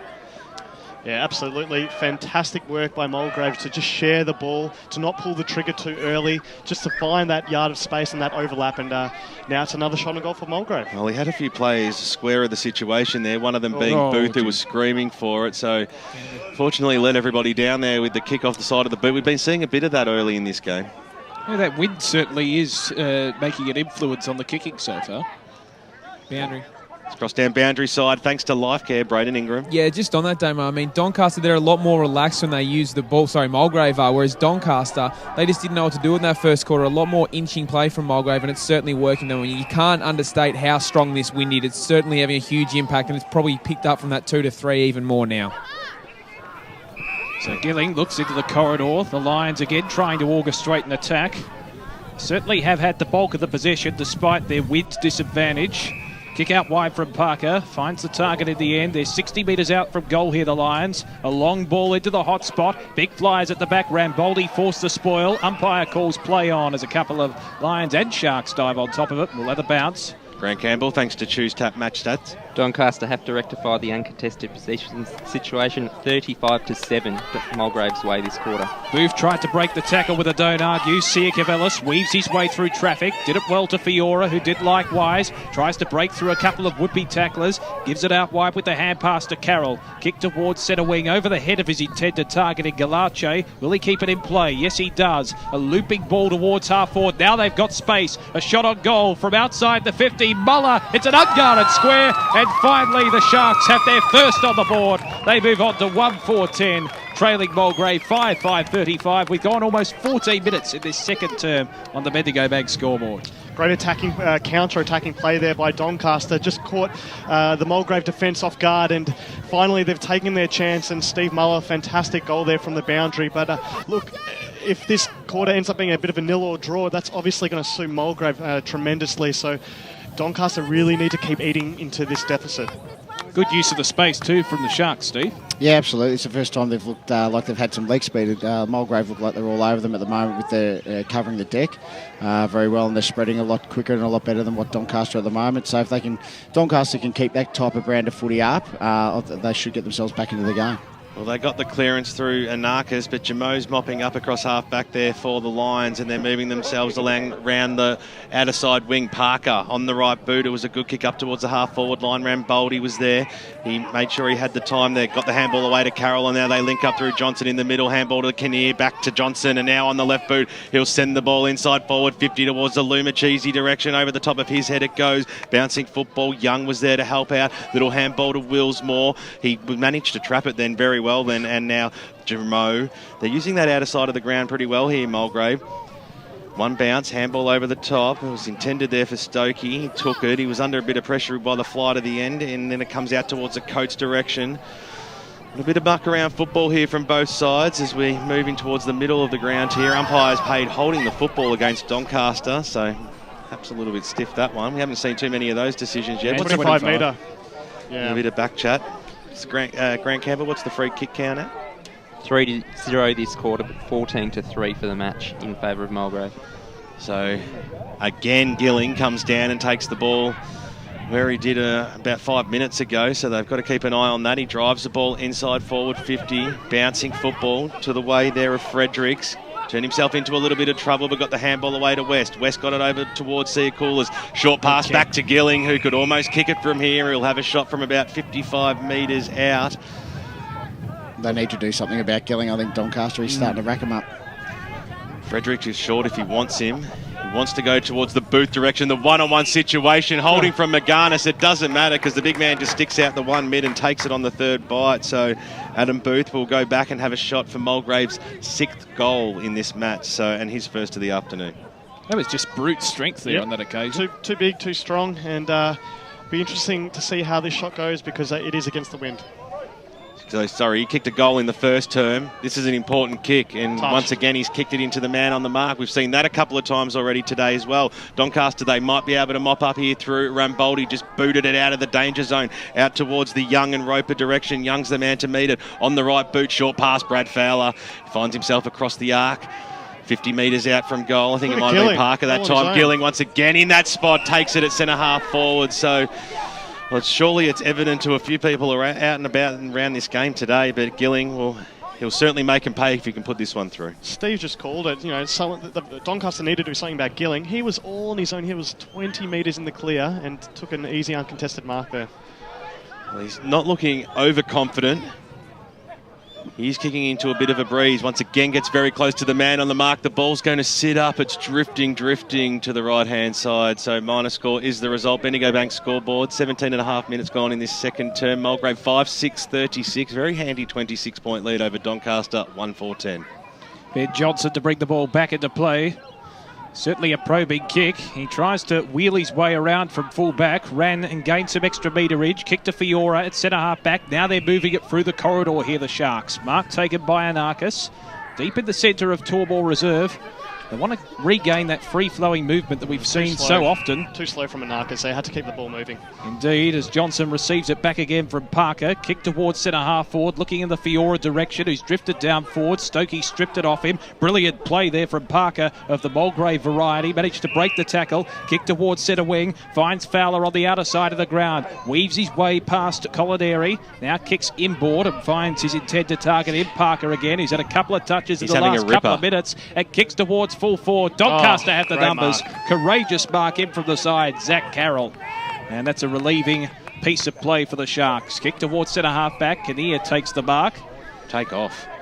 So Kinnear looks towards centre wing on the western side of the ground. Diving forward there, Anarkas weaves his way out of traffic. Kick was partially smothered, didn't gain any meterage whatsoever, and a gang tackle rather is effective for the Mulgrave players and will have a bounce. But again, it's the wrong side of the ground for them, boys. Yep. They've got to go out the other side. Exactly right. So McKenzie wins the tap from the knockout. Johnson twirls his way out of trouble. Back it comes to McKenzie with the 1-2. Sends a torpedo towards the centre-half forward line. Here's Peduto. He was dumped as he kicked the football. Gaining it there is Young with the intercept. Chips the pass over the top, and the mark has been taken on the outer side by Parker once again. Looks out wide. Finds his intended target in Fowler, but he dropped what he should have taken. Over the top there is Carroll. Tries to barge his way through. Colladeri dives in after the football. West was collected by his own teammate. Got the hand pass out to Stokey, goes backwards in the centre of the ground. Gilling confronted by a couple of Sharks, but he regained his composure, Dick Gilling. Got the hand pass out to Fredericks. His kick was partially smothered. It's a comedy of errors at Tormore Reserve. Kick towards centre-half forward. Spoil came at the back from Schimmelbusch for Doncaster. At centre-half back are the Sharks. Marganis tries to barge his way through. Lost it. Look away, hand pass. Comes to Siakoulis. Was pushed off as he kicked it. Hand pass eventually comes back. The kick from Fowler towards full forward. West on his own. Takes the uncontested mark. Can stroll in outside of the boot and hit the post. Boundary. That's their boundary side. Mulgrave by 27 points. Braden Ingram, thanks to Lifecare. Damo, we mentioned Dean Siakoulis at quarter time. The issue for him is he's got a tag that's gone to him, Mark Peduto. The issue is he's not really doing a genuine hard tag. He's going to him at contests, but in general play, Siakoulis is too quick. He's getting him away. They've got to contain him because he's getting too much of the ball. Aaron Fiora, he stopped, he propped, and then he kicked over the paint out of the goal square, and they're just those things that are unforgivable in a final, Bucksy. Absolutely. It's the 1%ers that you don't want to see. So the ball will be bounced, or thrown up, I should say, only 10 metres out from the Mulgrave goals. They've yet to kick a goal in this term. Doncaster with just the one. They've clawed the margin back a little bit. Pye throws it up. Knocked down, and Narcus once again sees it over for rush behind. That's their 8th on the... so that's their 5th, I should say, on the Bendigo Bank scoreboard. 1-5-11 to... 5, sorry, no, I was right. 5-8-38 to 1-4-10. Johnson brings the ball back in. Out towards Muller. Used his body pretty well then, but a couple of players came in to force a little bit of pressure. Still over the football there, Muller. Eventually brought to ground by Fowler, and the umpire will bounce it 55 metres out from goal. I've done less this year. I mostly done midweek stuff. 21 and a half minutes gone. Grant Campbell, thanks to Choose Tap. Mulgrave 58 uncontested possessions this quarter, but Doncaster have only laid 8 tackles. So Anarkas receives a handball from Johnson there. Getting a lot of the football. It's just... I don't know. It's not a lot of fluency in their play, is it? And they just don't seem like they have all that much time on the ball, and that's a credit to Mulgrave's pressure, you know, when they've obviously not got possession. Pye brings the ball back in now. Gladman over the back to the favour of Eddie. Handball over the top to Siakoulis on the right boot to the top of the goal square. The ball sits up, nicely knocked away and safely by Jay Pearson, and through for another rush behind. Mulgrave 5-9-39. Back out to a 29-point lead here. Doncaster 1-4-10. We've gone 22 minutes gone in this first semi-final. So the Sharks bring it back into play. It was a floater off the boot. It was a chaos ball that evaded all players. Fiora gained it at the back, at centre-half back. The Sharks move it through the corridor once again. Hill receives the hand pass, but eventually loses it, and the umpires picked out a free kick. It's going the way of the lines for a throw. And the recipient again is that man, Dean Siakoulis. Looks out wide, finds his intended target on the half-forward flank. The chip pass, well, it evaded the intended target in Wazer in the end. He's frustrated, and the ball bounces out of play right on the half-forward line for the Lions on the western wing here at Tormore Reserve. Hope you're enjoying the broadcast on Radio Eastern 98.1 FM or streaming live on efl.org.au. As the throw-in takes place, Mackenzie won the tap out. Johnson had pace to burn, eventually evaded a couple of lines, got the hand pass out. It missed the target. That was from Pearson towards Anarchis, and it falls out of play. 60 metres around for the Lions goal. A good contingent here of both sides in terms of support here at Tormore Reserve. Certainly a fantastic day out. 22 degrees the temperature. Perfect day for footy as Johnson tries to break through the pack from the ruck contest. He's gang tackled and will have another bounce. So still 70 metres around from the Lions goal. They certainly have done the bulk of the attacking, despite the fact they're going against the wind. Johnson was stripped of the football. Hand pass comes out from Knowles to no one in particular, and eventually try to keep it in play as Roper. He's unsuccessful. We'll have the ball in right on centre wing, but Steve, it's looking more and more ominous for Doncaster. The less scoreboard pressure they have with the winds, that they're going to fall further behind. Yeah, absolutely. Every time Doncaster get the footy, there's a Mulgrave bloke right on his back, and there's just... there's pressure everywhere coming from the Mulgrave boys. They're carrying the game plan out well. They're attacking from the right areas. So I'm actually going to find it tough for Doncaster to get back into this game. Well, and that was exemplified there where a free kick was paid to the Lions. Had the 25-metre penalty, so certainly undisciplined from the Sharks. And that takes them to half forward. The mark taken from the chip pass by Fredericks. Looks for Stokey. Brilliant play. That could inspire them. That was Anarchis coming in from the side to take a mark floating across the pack. That was courageous. That's what Doncaster need. They need a bit of leadership. Someone to just take charge of this game and get them back into the contest, because at the moment they're just not in it. So Anna's boy, Chris Anarchis, gets it to Fiora. It was a sloppy kick, but Mackenzie had time. Swung around, got it to Johnson. They're backtracking a little bit here, Doncaster. Eventually kicked to the far side of the ground, which might work out okay here for Boldy. Oh, he was put under a lot of pressure there by Eddie, who won the football in the end, holding the football. Wants to go on with it, but he'll have to go back over the mark. So David Eddie, just get the sense if Mulgrave can get a goal, it is danger, danger. Knowles on the right boot, sets sail for goal towards the Wazer direction. Could the little man beat the big man? He took it at the fall. The ball rushed through for one behind by Zach Carroll. So that's number 10 for the Mulgrave Football Club. 5-10-40. It's a 5-goal lead. Doncaster 1-4-10. What's the message you give the boys at half time going in at 5 goals down, Bucksy? Right, you just try to take stock again and try to settle them, and now you just have to try to hold Mulgrave, with Mulgrave obviously kicking with the breeze next quarter. So you just have to hold them and just try to chip away at the lead. You don't have to wipe it all off at once going into coming in at 3/4 time. Just give yourself a chance to be in the game. So you'd be looking to peg yourself back to a couple of goals in the next term? Yeah, really try to lock the game up. Really make it a scrap, which is what Mulgrave have done this quarter to Doncaster. So just try to do that exactly back. And then, just give yourself a chance to get maybe 2 to 3, possibly even 4 goals down. It's a pretty strong breeze out there. It's about a 4 or 5 goal breeze. So Schimmelbusch went short to Mackenzie, just worked so hard, the big man. Got it on nicely there to Carroll, arched the back and then banged it on his boot up towards the half-forward line. Lumachese just can't get around it. He was held without the football. Then the umpire didn't see it. Nicely picked up there by Coates, and they'll be able to run this one out the lines. A skew-if kick, though, found them in the arms of Daniel Stokey. He wanted to go on with it, thumped it on his boot up towards the Cheeseman direction, right on his hammer is Schimmelbusch. He got a handle on it in the end, has to go after it again, going really hard. Darren Butler hit the football, and the umpire said it was all fair, boys, give it to me and we'll have a bounce right in front of the Doncaster interchange. Certainly the physicality on show, Benny. That's certainly what you'd expect. It's Choose Tap Finals football. Do or die match. Johnson back to Carroll on the right boot. He was under pressure, but it might work out okay here because Colinari was running onto it. He did have time, and it was good talk by his teammates.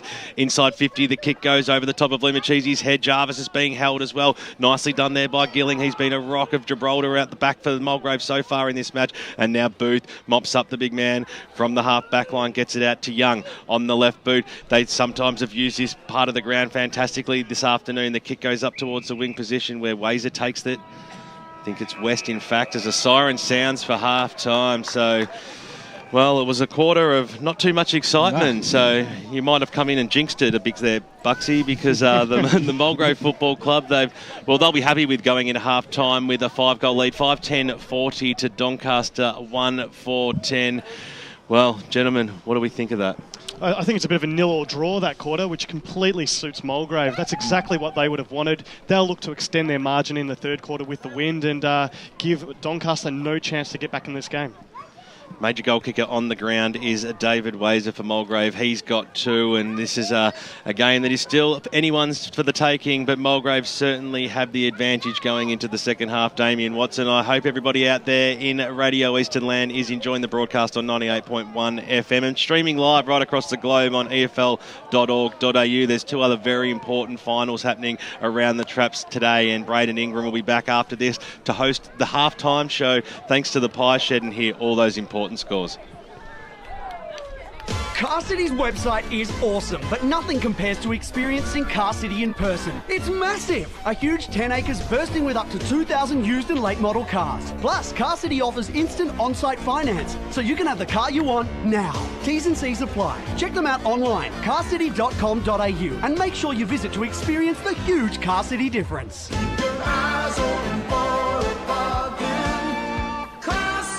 415 Maroondah Highway, Ringwood. How would you like your coffin to look? I think maybe my wedding photo would look good. Like HMAS Melbourne. I spent the best years of my life on that ship. Oh, a picture of me and the kids from when I was younger and they were babies. Lots of pretty flowers. For the Tobin Brothers funerals, anything is possible, including a custom-designed and decorated coffin to celebrate your life. To find out more, visit tobinbrothers.com.au. Tobin Brothers Funerals, celebrating lives. Program sponsor. Go local for your footy and keep your radio dial locked on 98.1 Radio Eastern. EFL Gameday kicks off at 1 every Saturday as Ben Warren-Smith, Ben Waterworth and the team bring you all the EFL Gameday action. On Sunday, keep it locked from 10 a.m. for Akira EFL Sunday for a complete review of all senior EFL matches. Then Wednesday night from 6, tune in to The Huddle with Ben Warren-Smith, Ben Waterworth and Ray Baird for a look at all things EFL. So go local and live for your footy on 98.1 Radio Eastern. Have you got a premiership or milestone jumper that needs framing? Is the better half nagging you to clean up the man cave? Well, you're in luck. As well as being Australia's largest licensed memorabilia dealer, the team at Authentic Autographs also do custom framing. From the deep rebated frame, the acid-free pins, the mount will not only look great, but won't damage your prized jumper should you want to relive the glory days.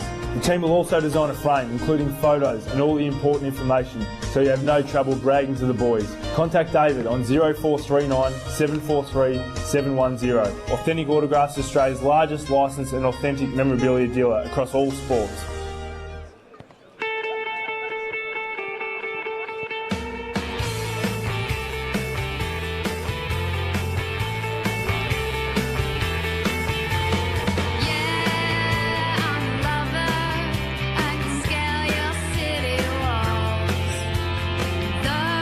Welcome back to HQ on EFL Gameday Sunday, and it's not getting any easier for the Doncaster Football Club out at Tormore Reserve. Still a 30-point margin in favour of the Mulgrave Football Club. Just looking around the grounds at a couple of the other scores coming in, and out at Jubilee Park, Baldwin fought their way back in that second term, Wilbur. It was getting a bit tight out at Ringwood. It was, and Blackburn got out to as much as 24 points halfway through the first quarter, but Baldwin really steamrolled from there on, and as you mentioned, it's back to a 10-point lead, and I guess I must say beware of the Tigers in the second half. Yeah, so at this stage it's Blackburn 6-6 leading Baldwin 5-2 at halftime. In halftime in our radio game, obviously if you've been tuning in all afternoon, it's Mulgrave 5-10-40 who got out to a commanding lead at quarter time and still lead comfortably Doncaster 1-4-10. We'll cross back to Tormore Reserve shortly after a couple of sponsor messages. We'll catch up with Braden Ingram and everything going on in the Pie Shed halftime show, and we'll be back for what is a massive second half of Eastern Football League finals action here on EFL Gameday Sunday. How would you like your coffin to look? I think maybe my wedding photo would look good. Like HMAS Melbourne. I spent the best years of my life on that ship. Oh, a picture of me and the kids from when I was younger and they were babies. Lots of pretty flowers. For the Tobin Brothers funerals, anything is possible, including a custom-designed and decorated coffin to celebrate your life. To find out more, visit tobinbrothers.com.au. Tobin Brothers Funerals, celebrating lives. Program sponsor. For all the latest news and information on the Eastern Football League, make sure you check out our website, www.efl.org.au. On EFL Sunday, it's time for the match of the round. Let's cross to our team and go local for your footy. Welcome back to Tormore Reserve here. Welcome back to Tormore Reserve here in Baronia. It's a great game. It's an interesting game. It's Mulgrave 5-10-40, leading Doncaster 1-4-10. And, well, I think we expected in here, Andy Paolacci's joining me. I think we really expected that this was going to be a lot closer, and most of us were tipping Doncaster by a big margin, but so far they've been blown out of the water. Yeah, I have to admit that, Braden, I've definitely been one of those people to obviously tip Doncaster by quite a margin. Hasn't happened. Mulgrave have been sensational. They've been sharing the ball around really well. They've always been positive, moving the ball forward, and when they haven't had the ball, they've been tackling like madmen. They've been absolutely fantastic. If they were a little bit more accurate in front of goal, this game could almost be over as well. There's certainly some players getting on top, isn't there? I mean, you look at Dean Siakoulis, he's been sensational. We talked about they probably needed a hard take him in the second quarter. They didn't. I said Mark Petuto went to him. Probably didn't do enough, though. At contests was there, but around the ground, Siakoulis still getting free. Yeah, you called it really well. At the contests, obviously Petuto went to him, but after that he sort of got lost, in play, and obviously Siakoulis got off the leash and obviously really punished him as well. So Petuto really needs to step up. As you said, Siakoulis, Gilling has been fantastic. He's the man at the moment. Yes. He hasn't kicked one, but I tell you what, he looks dangerous at half forward, even against the wind. Yeah, absolutely. Always providing an option, and down back as well. Just reads the play really well against the opposition kicking. So great play from Gilling. Also Wazer, that live wire up forward. He's kicked 2 so far and could have easily got more. Yeah, absolutely. With the match stats, Grant Campbell, what are we looking at the moment, mate? In the second quarter, probably the only positive for Doncaster was they got on top in clearances, winning at 12-7. But every other aspect, Mulgrave dominated. They had 68 kicks to 36, 39 handballs to 24. They won the contested ball 38-26. I think the biggest stat's probably the uncontested possessions, 69-34 in favour of Mulgrave. That just shows a general lack of pressure by Doncaster. There were so many times that they were moving the ball out to the wings with no one there, and they only laid the 11 tackles for the quarter. You talked about the target of 20. That defensive pressure was absolutely terrible for that first half, and it's also reflected in the free kick count. Mulgrave are getting first to the ball at 7 free kicks to 1 in that second quarter. It's 18-4 for the match. And I think that it's got to the stage where Doncaster feel that the umpires are against them and they're giving away penalties, because they gave away 2 25-metre penalties late in that quarter. So they've really got all against them on the stat sheet to come back in the second half. Well, Grant, myself and Blake Gray are down on the boundary. I tell you what, the Doncaster supporters aren't too happy, but it's just undisciplined at the moment. It's just the fact they're frustrated, nothing's going right.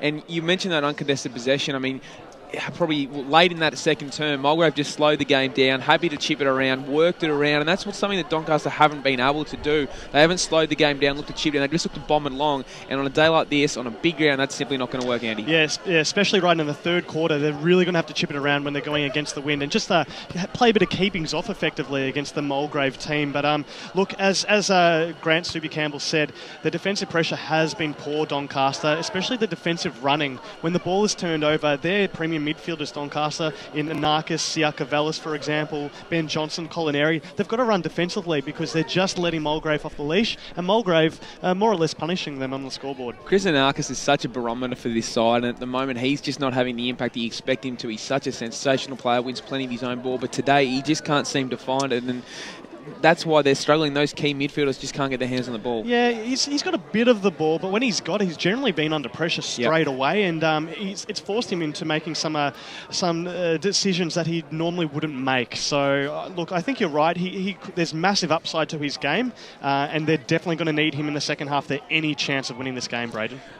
Ben Johnson off half-back, mate. It looks like they're trying to use him a lot, use him as a bit of a quarterback, but they're putting him under pressure in that way they try and get it to him. They've got to look to use it themselves. We know he's a good player. We know he's an ex-AFL player, but at the same time, he's not your be-all and end-all. They've got to look for other options. Yeah, you're definitely right. It's funny. They take a mark, Doncaster, they hand pass it off to Johnson in a position where he's immediately under pressure. So what they've got to do is get him in a position where he's breaking the lines, so he's got more time to make a proper decision about where to kick the ball forward.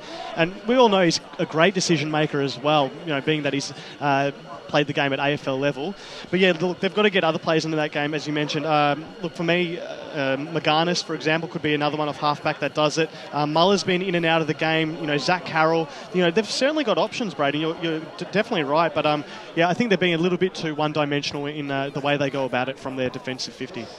we don't want to make this game all about the win, but the thing is there's one side that's playing as if there's no wind at all in Mulgrave and Doncaster, who are really making it their adversary, and they can't afford to do that. But the thing is, now that they're down by 30 points, 5-10-40 to 1-4-10, and you're against the wind in the third term, this is last chance saloon for Doncaster. Absolutely. They've got to win this quarter, and that's going to be a massive statement in this match if they can do that. Even if they can just chip that margin back to 3 goals, a 3-goal deficit, they give themselves every chance in that final quarter to ram home the score on the board and obviously win this game. But yeah, they've just got to change a lot about how they go about it, both offensively and defensively, if there's any chance. Mulgrave, we saw in the first quarter, kicked plenty of goals, and even against the wind, they almost won that quarter there. So, in the end, I just feel that there's a possibility for Doncaster, as you said, got to get within 3. My feeling is, as long as they draw or only lose this quarter by a couple of points, I just feel with this win, with the firepower they've got, but they need to make changes. I think that's what Andrew Tranquilli will be doing now. Be looking to change the side out. Maybe move a Ben Johnson into a midfield. Maybe move an Arcus onto a half forward. I don't know. Change something around. Absolutely. Who else do you think, mate? Oh, look, I think maybe Adrian Paolacci could move into the midfield as well. Rombaldi, for example, could be an option. Muller, there are certainly options that Doncaster have, but they've really got to do it soon and pull that trigger in that third quarter and, as I said, keep themselves in this match for one last final tilt at it. But you're right, with that wind, we have mentioned it a lot, but Mulgrave, they've just simply outplayed Doncaster. They have been the better side, and they have played as if the breeze hasn't really been a factor. Yeah, well, we're just waiting for the umpires to come back onto the ground. I just probably want to speak to you, mates, about the other couple of games going on. The key one for me, Blackburn and Baldwin. That's an interesting one. It's Blackburn by 10 points over Baldwin. Wow, that's a pretty amazing result. Can Blackburn hang on? I'm certain that they can hang on. For the game that has suited Baldwin for the last 2 to 3 years, and that sumptuous style that they love to move the ball forward and a very free-flowing game they have.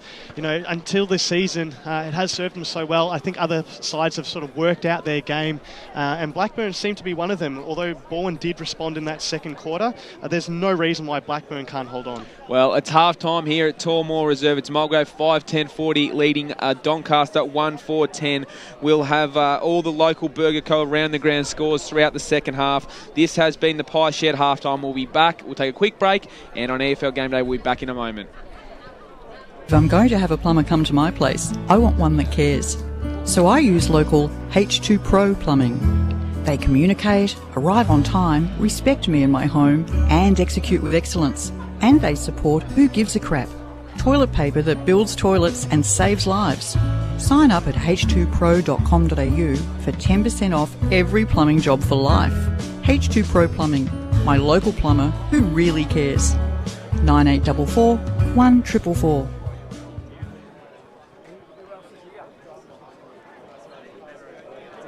Car City's website is awesome, but nothing compares to experiencing Car City in person. It's massive! A huge 10 acres bursting with up to 2,000 used and late model cars. Plus, Car City offers instant on-site finance, so you can have the car you want now. T's and C's apply. Check them out online, carcity.com.au, and make sure you visit to experience the huge Car City difference. 415 Maroondah Highway, Ringwood. If you plan to be cremated when you die, where would you like your ashes scattered? Sorrento Beach at sunset. The famed Flemington Straight. Just leave me on the mantelpiece facing the telly so I can watch the Mighty Hawks. In the glove box of my 1951 FX Holden. At Tobin Brothers Funerals, you can celebrate your life in any way you wish. What you want done with your ashes, music to be played, donations to charity. Those and other wishes can all be set out in a fixed price funeral plan. Find out more at tobinbrothers.com.au. Tobin Brothers Funerals, celebrating lives. Program sponsor. For all things EFL, The Huddle. Good evening, Eastern Football League lovers. One of the punishments is you got to get a spray tan the Friday night before a game. Oh, nice. Wash all the jumpers. And of course, he is Glenn Archer, and welcome to the program tonight. G'day, Glenn. G'day, guys. How you going? If it was up to Dino, he's winning the league BNF, our BNF. How much longer we've got to see Stewie Wine going around in the Eastern Football League? Probably about 1 quarter. 6 p.m. every Wednesday on 98.1 Radio Eastern.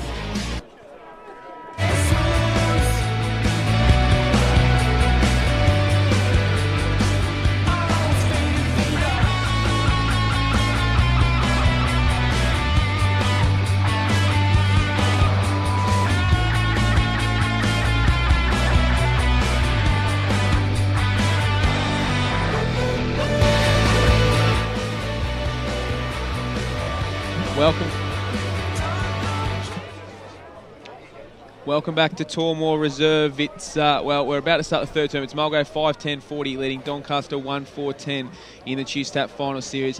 On the line around the ground for the local Burger Co. Brad Henderson joins us. He's out at Mitcham and Wanturna South. Yeah, Brad. Yeah, g'day, Braden. I am here, and very pleasant conditions at Eastfield Reserve this afternoon, and a pretty good game of footy as well. Well, mate, we're just about to start the third term here at Tormore Reserve, so give us a quick wrap-up of the scores at half-time and where you think the game's headed. Yeah, sure thing. Well, it's, at half-time it is Mitcham trailing at this stage. In fact, Wanturna South 8-7-55, Mitcham a 6-5-41, so a 14-point lead to the Devils at half-time. At quarter-time they led by 17 points. They actually kicked the first 5 goals of the match in that first term before Mitcham hit back with a couple late in the quarter. Second quarter was a more even affair, pretty well goal for a lot of it. Quite a free-flowing encounter. And I thought Wanturna South just look a little bit cleaner at this stage. Mitcham started well, but were a bit wasteful early. But Wanturna South, when the game's been on their terms, they're hitting the scoreboard pretty well. And 2 goals each for Brent Walker and also Daniel Bedone for them. While for Mitcham, Stephen Kim and David Searle have each kicked 2 goals. They're the only multiple goal kickers on the ground at this stage at half-time. Brad, thank you very much for the time, mate. For the local Burger Co., we'll speak to you after the game. Sounds good, thanks. Damian Watson, we've just started the third term. You can get us underway, mate. So Mulgrave currently leading Doncaster by 5 goals in the Choose Tap Division 2 first semi-final, and it certainly has been one of those boilovers we didn't come to expect. The Lions certainly are dominating, but it's the Sharks who have possession as we start this third term. Chip pass towards half-forward, again missing the target, and Parker chips in to take a fine mark for the Lions on the chest, on the half-back flank. Sends a probing ball towards the centre of the ground. The mark dropped in the end by Booth. Couldn't take it on the second bite. Marganis gives the hand pass back. The Sharks stuck in the centre of the ground. They can't quite force the ball forward through that corridor. Johnson weaves his way out of traffic. Hand pass missed the mark. Carroll got the hand pass away. Kick partially smothered. Lubachisi at ground level. Peduto gets the hand pass back to Carroll, who's had a lot of the football. Likewise, Johnson kicks towards the half-forward flank, and taking the mark on the chest is Galace. He's possibly too far out to score against the wind, 55 metres out. So he's going to chip the pass deep into the pocket, and the mark's been taken at the back. It looks as if it's Anarchis in possession. In fact, it's Marganis, and he's 45 metres out from goal. So Marganis. A probing ball towards the top of the square. Kinnear flies. He's against 2. Charged into his opponent. Eddie at the last line of defence for the Lions. Has pace to burn. Puts on the afterburners. Gives the hand pass off to West. Just got his kick away. It was partially smothered. Lubachisi sends a high ball hoisted towards the forward line. And the mark taken by Kinnear. No one flew up for it. And he took the easiest of uncontested marks. He certainly did. I just didn't see that one coming at all. But great work. I believe it was Mackenzie who chased the Mulgrave defender down, and the centering kick by Lumachisi found its way to Kinnear. And the Mulgrave defence was sort of looking at each other for, expecting each other to get that spoil on, but Kinnear just found himself at the right place at the right time to take the easiest of marks. So Ben Kinnear will be lining up from around about 30 metres out. He's almost directly in front. Former Essendon and Collingwood player at AFL level. Can he stand up when his team needs him? To shank off the boot. Didn't even make the distance. It fell into the forward pocket, and he travelled about 20 metres, and the Lions can mop up from the last line of defence. And here they go through Gilling. Gilling got it from Jamar. Had a bit of the football in the early part of that second term, Gilling. Really was using his space well. Kick back towards the Jamar direction. At the fall of the ball, he picks it up. He's had a few touches as well. Gets the handball received now from Gladman. Up towards the wing position on the right boot. Kicks it up towards the half-forward line. Getting down low there was Lester. Couldn't quite pick up the football. Charging on through there is West. Nice little tackle there by Luke Parker. And we'll have a bounce about 70 metres out. So 30 points is the margin. Can Doncaster get themselves back into this game? You sense they need the first 1 or 2, that's for sure. They need to get a stalemate out of this quarter to give one last final tilt in the last quarter to get any chance of victory. Peduto. Johnson, Mackenzie tries to wrestle it straight off David West. The big man versus a small man, back for another restart. Gee, sense an element of frustration amongst the Sharks here. Oh, there's a card going to be pulled out, I think. Let's have a look. Yeah, the umpire's looking into his pocket. It looks as if it's going to go against Mackenzie here, a yellow card. Very interesting. Bit of high contact, I can only think. Yep. There it is. Striking. Yeah. Yep. So West. It's a big call. It's a big loss for them. Yeah, huge. And yeah, the advantage as well. 25 metres. Let's head boundary side thanks to Lifecare. Braden Ingram. Yeah, umpire was just pointing to the elbow and then to the face. He'd expect striking, and you can't really afford that as well. He's been in the ruck and he's certainly helped them out, so they can't afford that at the moment. Just another crucial blow to Doncaster. Things getting worse and worse down here. So in the meantime, West has received the 25-metre penalty. We'll give it to his teammate in Parker, who's a longer kick from 55 metres out. Set sail towards home, and I think it's going to go for his play. It's a goal. Mulgrave with the first blood of the second half. That's an important goal. And the Lions 6-10-46 lead Doncaster 1-4-10 on the Bendigo Bank scoreboard. Gee, that is a crucial goal in the context of this game. Absolutely crucial. You mentioned, Damo, that this is a bit of a boil-over. Well, the Mulgrave kettle certainly percolating at this stage. So I can tell you now, it's all one-way traffic, and it is absolute panic stations here at Doncaster. How vital is that goal for the Lions, Steve? Yeah, that's really vital. I'd be filthy if I was tranquilly at the moment. Not just giving away that the card and the 25, but also to leave a bloke just unchecked, letting him just run into an open goal. That's just... it's simple stuff, and it's Doncaster started really well this quarter. Looked like they came out with a bit more intensity and a bit more purpose, but then they just undo all their hard work in that first with that first giveaway. Well, the ball's still in the Mulgrave forward line. Fowler at the top of the goal square will kick another one. It's as easy as that. They got the centre clearance. They worked it forward across the half-forward line and then had a couple of options at the top of the goal square, and 2 goals in a matter of minutes out here at Tormore Reserve. And it's 7-10-52, a 7-goal buffer now Mulgrave have over Doncaster, who are 1-4-10. Again, no defensive pressure whatsoever. Brad Fowler almost kicked that into his own teammate, but somehow found a way to goal. And I'm calling it now, guys. That is the straw that breaks the camel's back. The fat lady singing. I'm singing. This one's over. Call me a cab. So Mulgrave with 2 consecutive goals in as many minutes. Doncaster need to get their mojo on now as Anarka sends the clearance forward inside 50 for the Sharks. Kinnear dived for the football. Couldn't quite gain it effectively. Jamar was in the pack. Eventually on hands and knees, Young tried to wrestle the ball out. He can't quite extricate it. Jamar was tackled by Sia Cavellis. Doncaster trying desperately to force the ball forward. Eventually it's locked up. A tackle applied by Colinari. And let the bounce 20 metres around for the Sharks goal. They desperately need a major. So again, the ball set in motion. Big thump there from West from the ruck contest. Sia Cavella snaps towards goal. It's across the face and will trickle over the boundary line deep in the forward pocket for the Sharks. So the Lions currently leading this Choose Tap first semi-final by 7 goals. And a reminder, the losers' season is over. Pyer brings the ball back in. Eddie was there, deep in the Doncaster forward line. Mulgrave get a kick out. That was good play. Fowler takes the mark. It's a handball off to see Koulis on the right boot. Sends it out towards the wing position now. One-on-one situation. Jarvis is chasing after it, but the first player to meet it there is Coates for the Lions. On the left boot, kicks it inside forward 50. It was a good-looking kick. Booth has trapped it. McGarnis has got him, and over the boundary line, it goes for a boundary throw-in. Well, you know it's your day when you just get that quick kick out of the defence, have no idea where you're kicking it to, and it goes straight to your teammate. So Mulgrave, they're making their own luck. Well, from the ball up, it was Cheeseman who got it across the face of goal. Schimmelbusch is there. In fact, it was Parker right on his hammer is West. Good tackle. A ripper tackle. Holding the ball in there, so good forward pressure there by the Lions. Forwards, 20 metres out from goal. Pyer throws the ball up now. Ways is in there. There was a little bit of holding going on, and advantage might be paid here. And West will run into an open goal, and that is goal number 3 for him. And Mulgrave are really enjoying themselves out here today. 8 minutes gone in the third term. They are 8-10-58, and Doncaster 1-4-10. Well, what can you say? It's all one-way traffic here. Doncaster season is looking almost but over. Mulgrave simply on top. Let's head boundary side thanks to Lifecare. Braden Ingram's down there. Damo, in just over 3 and a bit quarters, an amazing stat. Mulgrave's kicked 19 goals to 2. I mean, you just think that 3-quarter time last week, they were out of the finals.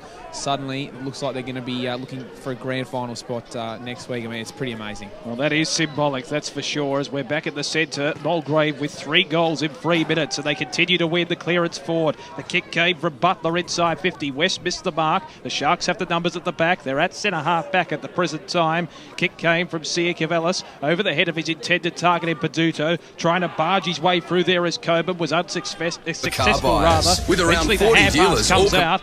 And again, the Sharks have the numbers through Carroll, who's been one of the better players for Doncaster this afternoon, taking the game on, running it through the corridor. The 1-2 with Johnson was great play. Evaded the traffic. He gets it back again. 70 metres out, but his kick, well, it didn't really define his effort. It was a shank off the side of the boot. And it'll be a throw-in 70 metres around for the Sharks goal, western side of Tormore Reserve. You can see Doncaster trying. They're trying to make some play, but the skills are just letting them down, and it's the perceived pressure from the Mulgrave defenders that is allowing Doncaster to do that. The sun glistening through Tormore Reserve as the throw-in occurs. Fiora breaks his way out of the pack. First touch to Lubachisi. Still fumbled. 55 metres out. Lubachisi still trying to barrel his way through. Hand pass comes out. Carroll from 45 metres off one step. Again, no intended target to look for. And Gillick can charge out of defence for the Lions. And his handball was intended for Coates. It went over the top of his head. Fiora came in to chop it off. Johnson over the top, and Narcus has got the run of it. It just has to sit up for him. Stops, props, handballs back to Peduto. He's been quiet on the right boot. It was half smothered off the boot, so he might get another chance at it. Eddie comes in for Mulgrave, bangs it on his boot up towards the half forward line. It's a scrambling kick, but it's still gained every bit of 40 metres. Big Greg Jarvis, who will have to step up with Mackenzie's absence in the rucks. Belts up Fiora in the middle of the ground. Colin Neri further afield. Drops what he probably should have taken. Parker was right on his hammer.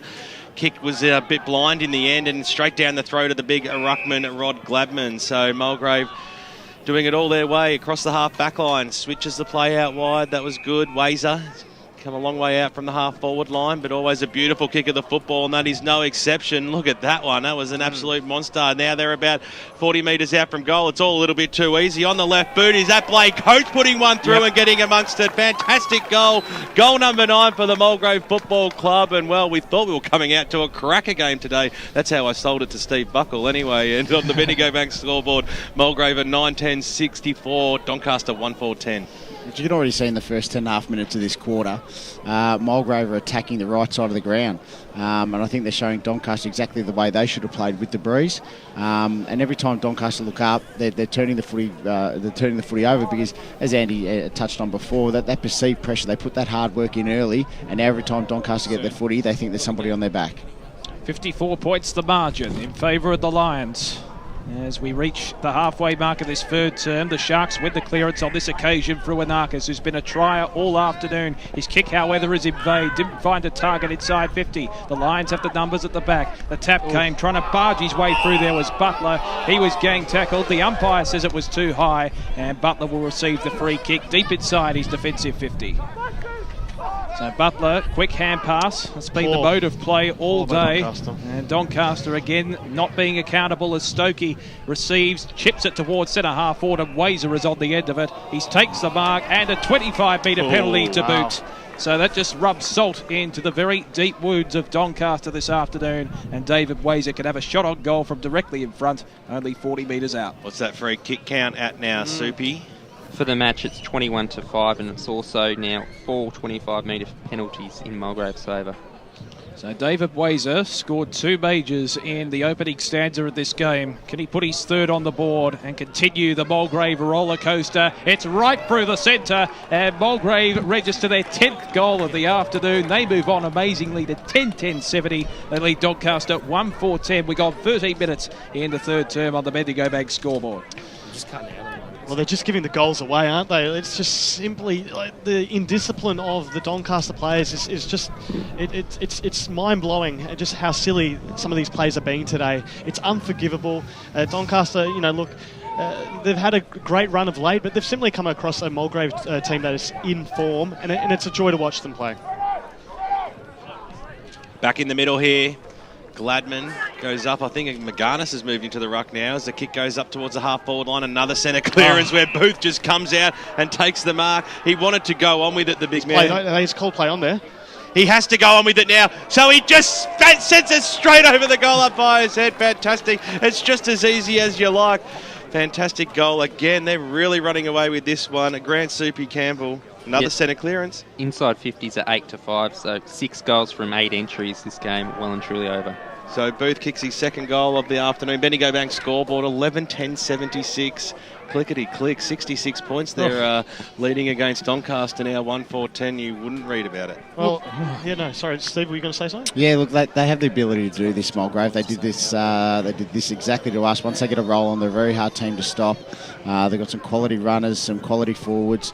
What about their defence? 1-4-10. Oh, absolutely. 2.5 quarters. Look, and I think Gilling's been the star down there, and but they're just accountable. So Mulgrave certainly increasing that lead now. It's reaching a severe magnitude as far as Doncaster is concerned. 66 points.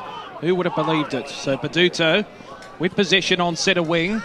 Gained it for the centre clearance. Kick towards centre half forward. And brute strength prevails for Ben Kinnear. Takes the mark at centre half forward. A long raking ball towards the pocket. Carroll caught behind. He's against two, but he still prevails and takes the mark. In fact, it's Troy Hill who receives a rare touch, and he can go back and register Doncaster's second goal for the afternoon. As you said, Damo, great brute strength there from Kinnear, and this time his kick came off, and Troy Hill read the ball better in the air and took a really competent mark. They do look similar, don't they? Troy Hill from 40 metres out, 45-degree angle to contend with, and he's pushed it across the face to the joy of the Mulgrave supporters, and it's out on the full. So it'll be a penalty-free kick to Ben Gilling in the defensive zone for the Lions. So Young chips it out wide. The recipient is Coates on the opposite half-back flank. His hand pass was smothered by Hill. The fresh legs certainly serving some purpose for the Sharks, but it's still over the boundary line and out of bounds on the half-forward line for the Lions. So ball in. In fact, it's in Doncaster's half of the ground. Siakavelis at ground level. A bevy of players dive on top of the football. Lubachisi amongst them. He's claimed by a couple of Lions. It'll be a bounce. 60 metres around for the Sharks' goal. Still on the eastern wing here at Tormore Reserve. Kinnear won the tap. Fiora affects the tackle on his opponent in Knowles and will have yet another stalemate. So 66 points the margin. You would never have predicted that. Never. Pye throws it up now. You certainly would have thought they'd kick more than one goal to almost three-quarter time. Well, we're almost there. Half-forward line, though, now for Doncaster. Can they conjure something? No, it'll be the arms of Coates on the left boot up towards the wing positions. Kick was spoiled. Going in hard there was Grocott. Cheeseman's there also, and seen over the boundary line by Jay Pearson, and we'll have a boundary throw-in. True centre wing position, far side of Tormore Reserve. You know, BWS, they say premierships are built on defences, and we're seeing a great defence here today. Yeah. Can Mulgrave go all the way? Well, it's too early to say at this point, Andy, because they have the potential, if they play their best footy for a whole game and stop other teams doing that very thing, then they'll certainly go a long way. But still got to win 2 more games to hold the cup up as Knowles goes in after it. Do you believe they can win the flag? Look, from what I've seen today, absolutely. They're an informed team. They've got options to goal. They've got a midfield that works both ways, and they've got a defence that really holds strong and, as Steve said, are accountable. So if they're playing like this for the rest of the season, well, they're every chance. Well, Gladman got an inside-out finger-breaking punt kick, as Rex Hunt used to call it, inside forward 50, and over the boundary line it goes. Yeah, just the disposal also from Doncaster this afternoon's left a lot to be desired. Yeah, it hasn't been at its best, and a lot of the times it's been the Mulgrave pressure that has forced them wide as well. Booth and Coleman go up in the contest. Handball over the top, and Narcus, who's probably been Doncaster's best player today. Handball in towards Grocott. Now to Johnson, who's had a lot of the football. Handball out wide. Stopping, propping. This is Zach Carroll.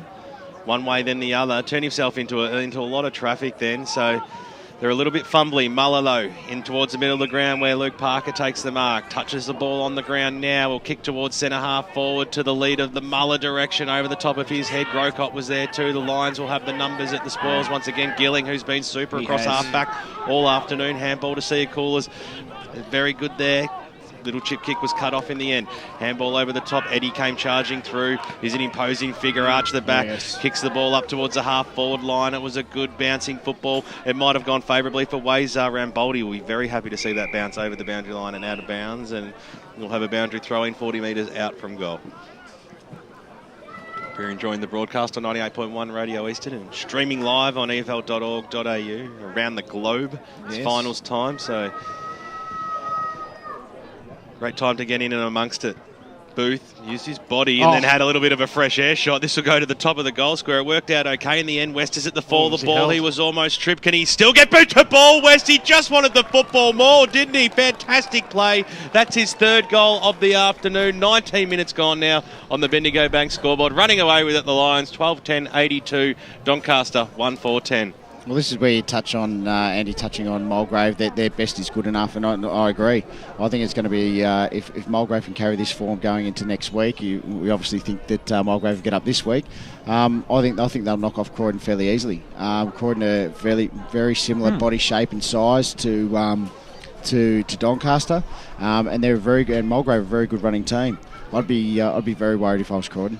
So West for Major gives Mulgrave an unassailable 72-point lead. Johnson gives the hand pass out and eventually roves his own footy. The hacking kick inside, 50 to no avail because Jamar takes the mark at centre half back, forces it out wide. Now Mulgrave on the counter attack can move it forward. Roper on centre wing, probing kick towards the half forward line. Caught out the back there is Gladman. The Sharks have the numbers at ground level. Hand pass looped over the top in the direction of Fiora. It will sip for him. Looping hand pass at centre wing, misses the target once again. And Jamar can capitalise. Gives the hand pass over the top to his teammate in Butler. Eventually it ends up with Gladman. Sends a long ball towards half forward. At the back, big fly from Booth. Couldn't take the mark. The umpire says he was infringed upon, and Booth can go back and have a shot at goal from about 45 metres out, but it's an acute angle to speak of. Oh no, well I think they've got another... And a 25. Yeah, 25.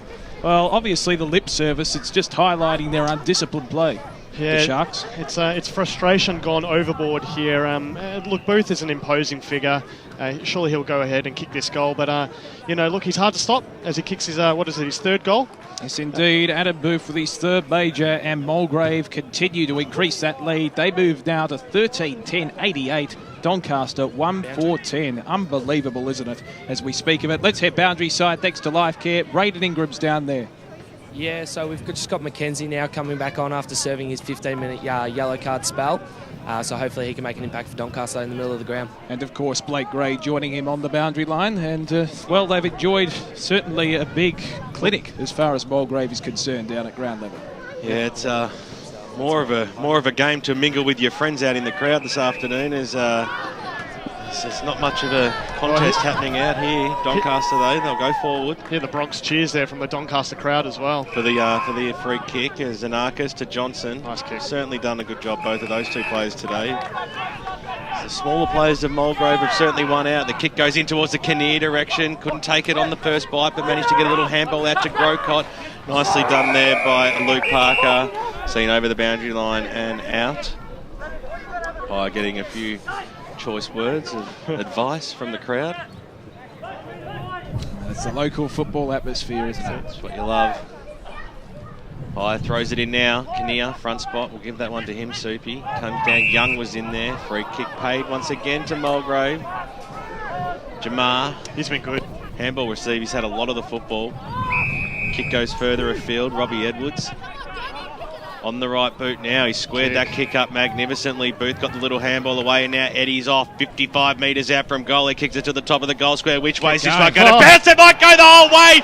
Fantastic goal there by David Eddy. That's his first of the afternoon, and we'll call that the goal today so far on the Bendigo Bank scoreboard. 22.5 minutes gone. 14 goals, 10, 94. It's 84-point margin now.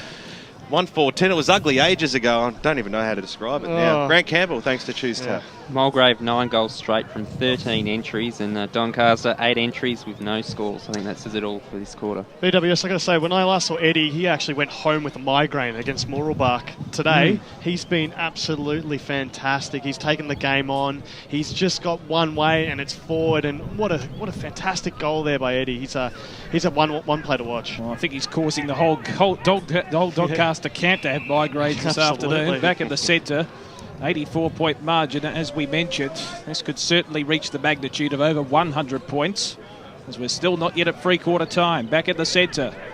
Parker missed The intended hand pass, Lubachisi sends a couple of fend-offs and hacks it inside 50. Kinnear in the prime position, couldn't take the mark. Crumbing the pack well, a snap at goal. Great that tackle. was an attempt by Grocott, but Jamar, a sensational tackle, a goal-saving tackle. Cavellis in the pocket, weaves his way through, steps towards goal, and that's the highlight of Doncaster's afternoon. They finally have their second major on the board, 2-4-16. Trailing Mulgrave 14-10-94. But that was sensational play there from Cavellis. Yeah, he just took the game on. Well done to him. It was a nice sort of individual goal, I suppose. He had a free player in the goal square, couldn't quite get it to him, and sort of just took it upon himself to do the work himself. And good work to the Doncaster faithful for sticking around and cheering on that goal. Well, that was great evasion, though. He was against two, hard up against the boundary line, and snuck it through from an acute angle. Yeah, just rode the bumps, didn't he? Just refused to be tackled, and yeah, it was a nice goal. They're not Carlton supporters, Andy. They haven't left before three-quarter time as the ball back in the middle of the ground. The kick goes up towards the half-forward line. Bouncing football. That's okay. Wazer on the left boot. Tries to centre the ball, but they had all the answers down back. McKenzie will mop up. Handball to Colinari. Just had to give the little don't argue, but had some space. The kick goes up towards the wing position. Bouncing football. Couldn't quite hit the target. Butler came in, got the handball over the top. And now it's Siakoulis on the right boot. Drives the ball inside forward 50 for Mulgrave. The high flyer creating the spoil was Rumboldi at the back. Diving on the football now and holding that in nicely there is Grocott, and we'll have a bounce about 20 metres out from the Mulgrave goals. Still a huge margin. 2-4 plays 14 and 14-10. Comes out now Parker. Little handball. Sorry, that was Pearson on that occasion. Squeezed to kick out, but Young in the right spot. A lot of players forward of the ball and inside the arc here, but we know he's a good kicker of the football, Young. Well, they have the confidence, all the players from the Lions. He's a big winding left foot kick, so with the wind as well. Fancies himself, wants to get amongst it. Oh, geez. Pops it up now. It's a good old roost to the top of the goal square, and as expected with the big talls down there for Doncaster, fisting through for one behind. So Bendigo Bank scoreboard, 25.5 minutes gone in this third term. It is Mulgrave 14-11-95, Doncaster 2-4-16 as we cross down boundary. Thanks to Lifecare, to Blake. Yeah, so you saw McKenzie there, got the touch on the line. He's playing the seventh man in the back line, so Coach Tranquilli looking to slow down their scoring for Doncaster. So the Sharks deep in their defensive zone. Currently trailing, of course, now. It's really reaching a stage where the ramifications could be huge for the Sharks. Big fly at the back, and a brilliant mark pulled down on the half-back flank. That was taken there by Parker, flying over the top. He's been a consistent performer for the Sharks all season. Hand pass to Johnson. They switch it to the corridor. Marganis takes the mark. Hand pass to Carroll, who's been a general across half-back this afternoon. The kick, however, missed the target. Hill took it on the bounce. The chain of hand passes work out well here for the Sharks as they compose themselves. Parker gave it to McKenzie. A spearing ball towards half-forward, again missing the target. Mulgrave have the numbers. Their choice and selection of options has been poor this afternoon. The Sharks, as Fowler keeps it in play, looks inboard, finds Matthew Young, who certainly accumulated a lot of the ball in this term. Kick towards half-forward, spoil at the back came from Parker. He dives on top of the football and is gang tackled. And we'll have yet another stalemate, 45 metres around from the Mulgrave goal on the eastern side of Tormore Reserve. Could I ask Steve, how would you, if you're the Mulgrave coach, how would you play out this last quarter when it does come? Well, I think you don't change a thing really. You attack the exact same way as you did in the second quarter against the Breeze, and you really put Doncaster to the sword because you want to run into next week with some momentum behind you.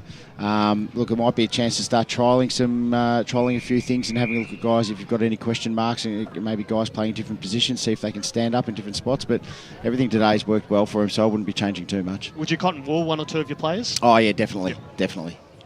Bit like Sydney in the weekend. Here's a chance now for Eddie. Tries to break his way through. Snap towards goal as across the face, a one-on-one contest, and it's the Shark who wins out on this occasion. Muller on the half-back flank, looks out wide in the Anarchist direction, evades a would-be tackler, looks inboard, trying to evade the traffic, twisting and turning onto the right foot, sends it towards centre wing. Jamar caught behind, couldn't quite take the mark. It's slapped forward. Now a chance for the Sharks to get their running game going, and the pattern in sync. Hand pass comes out to Schimmelbusch, spearing ball towards half-forward, into the path there of his intended target. In, of course, Parker looks inboard with the hand pass, eventually missed the target. Siakoulis running away from Muller. They're two too tired here, the Sharks. And the Lions can move it forward again on the rebound. A chance for Matthew Young, who is racking them up in the defensive zone. Looks out wide. West has got a paddock to run into if he can gather the football. Takes a bounce. He looks into the corridor. Now swirls around with the 360. Back to Young. Chips it towards centre wing. Mark on the half volley, not paid. Hand pass eventually comes back to Young on centre wing. Spears it towards centre half forward in the direction of Wazer. It tumbled and almost nutmegged him really in the end as it falls out of play. 45 metres around. Nutmeg? From the Mulgrave goal. It's a euphemism. And just to extend on that, Andy, the ones I'd be looking at resting going to that last quarter would be Gilling, Edwards and Butler. I reckon Butler's super important for him. Pye brings the ball back in now, over the back, McKenzie. Give that one to him, Soupy, Young. Handball backwards to go forwards. Is there still time for another Mulgrave goal? Good tackle there by Rumboldi, and he'll be rewarded for it as well. So, free kick to Doncaster, half back line. Kicking against the breeze in this term. They'll need to come home with a 14 goal to none in the final quarter to continue on their season. It's not going to happen. The kick goes up towards the half-forward line. Overrunning at that time there was Hill. Good tackle there by McKenzie. You can tell he's a little bit feisty, the big man. Frustrated, Already had a rest on the pine today. Just quickly, Steve, what are the ramifications for Doncaster? Is this unsettling for the club, do you think? Oh, I think it is, because I think it sort of shows where they're at. Look, I know coaching our team, we found out against Mulgrave where we sat against them. They put us to the sword and won by 100 points, and that brought us back to, I think that brought us right back to the pack and then showed us exactly where we're at. And I think that Doncaster are getting a feel of that today. It's a real eye opener, but it shows how far you are away and what you need to improve on. Doncaster really needs some leg speed, and that was one thing that we found that when we played them. Is that could be an area of concern for them, that we might be able to expose them in those areas through leg speed. They might have bigger bodies than us, but the leg speed was an issue, and I still think you're seeing it through the finals on the bigger decks as well. Well, it's a huge margin out here at Tormore Reserve, 80 points to be exact. It is Mulgrave running away with this one, 14 goals, 12-96. Doncaster, 2 goals, 4-16. The major goal kickers on the ground, David Wazer and David West, both have 3 each, and the big man Adam Booth 2, and Doncaster, they're all single goal kickers. Andy just letting me know that Booth's got 3 goals, so they're spreading it around nicely. The forwards up there, big and small. Doncaster, well, they've got 1 quarter left. We'll see what they can do to get themselves back into this game and finish off 2014 on a high note. As if you're a Mulgrave fan and are in part of the Mulgrave faithful, you'll enjoy this next 30 minutes because your boys are running away with this game. Hope you're enjoying the broadcast. Hope you're enjoying the broadcast on 98.1 Radio Eastern, and streaming live on EFL.org.au. Over on the ground scores, thanks to the local burger company right after this. All those important around the ground scores.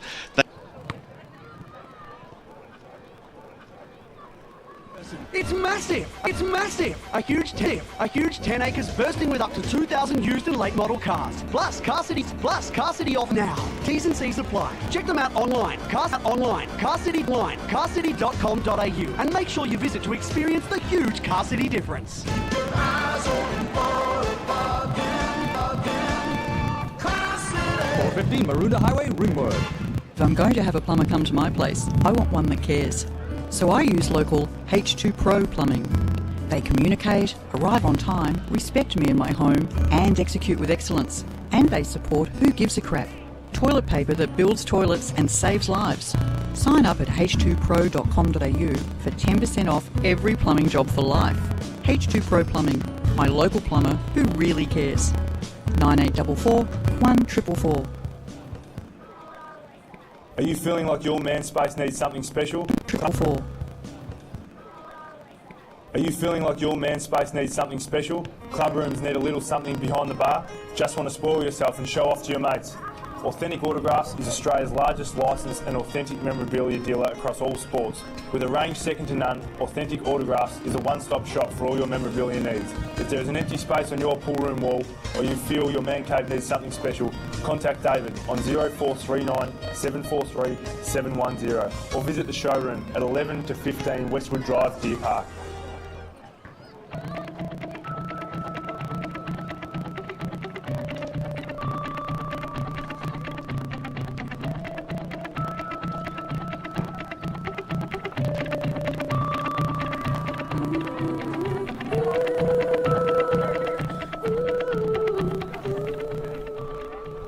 Welcome back to headquarters here on EFL Gameday Sunday, and it's starting to get ugly out at Tullamore Reserve at the moment. It's a considerable lead in favour of the Mulgrave Football Club. But, Will, there's a few other more interesting games going on around the Eastern Football League. Definitely, Dice. And let's have a look at Division 1 elimination final Choose Tap final series. And Blackburn 7-9-51 to Bowen 7-2-44. So a 7-point lead there to Blackburn. So Bowen's closing in on Blackburn in that one out there at Jubilee Park. And of course, as we mentioned on the radio game at the moment, Mulgrave 14-12-96 leading the Jubilee Park.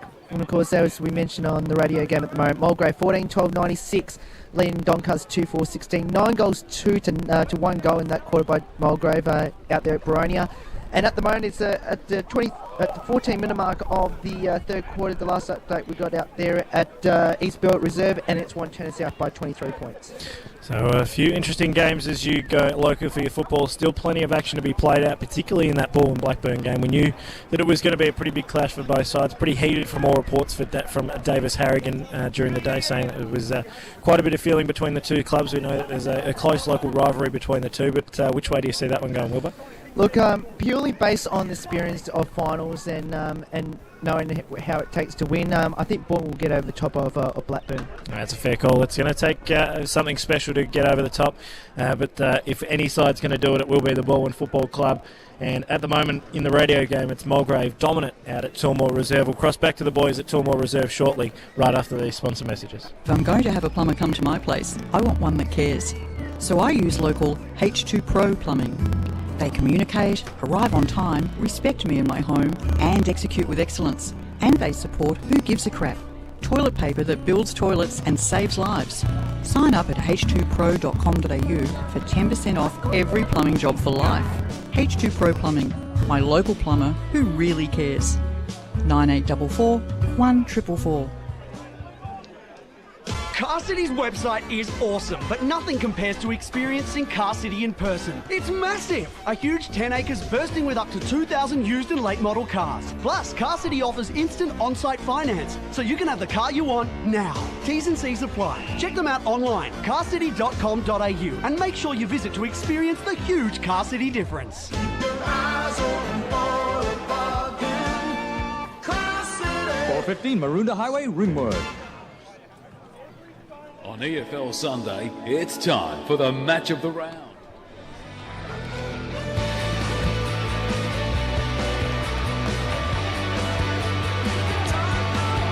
Boundary.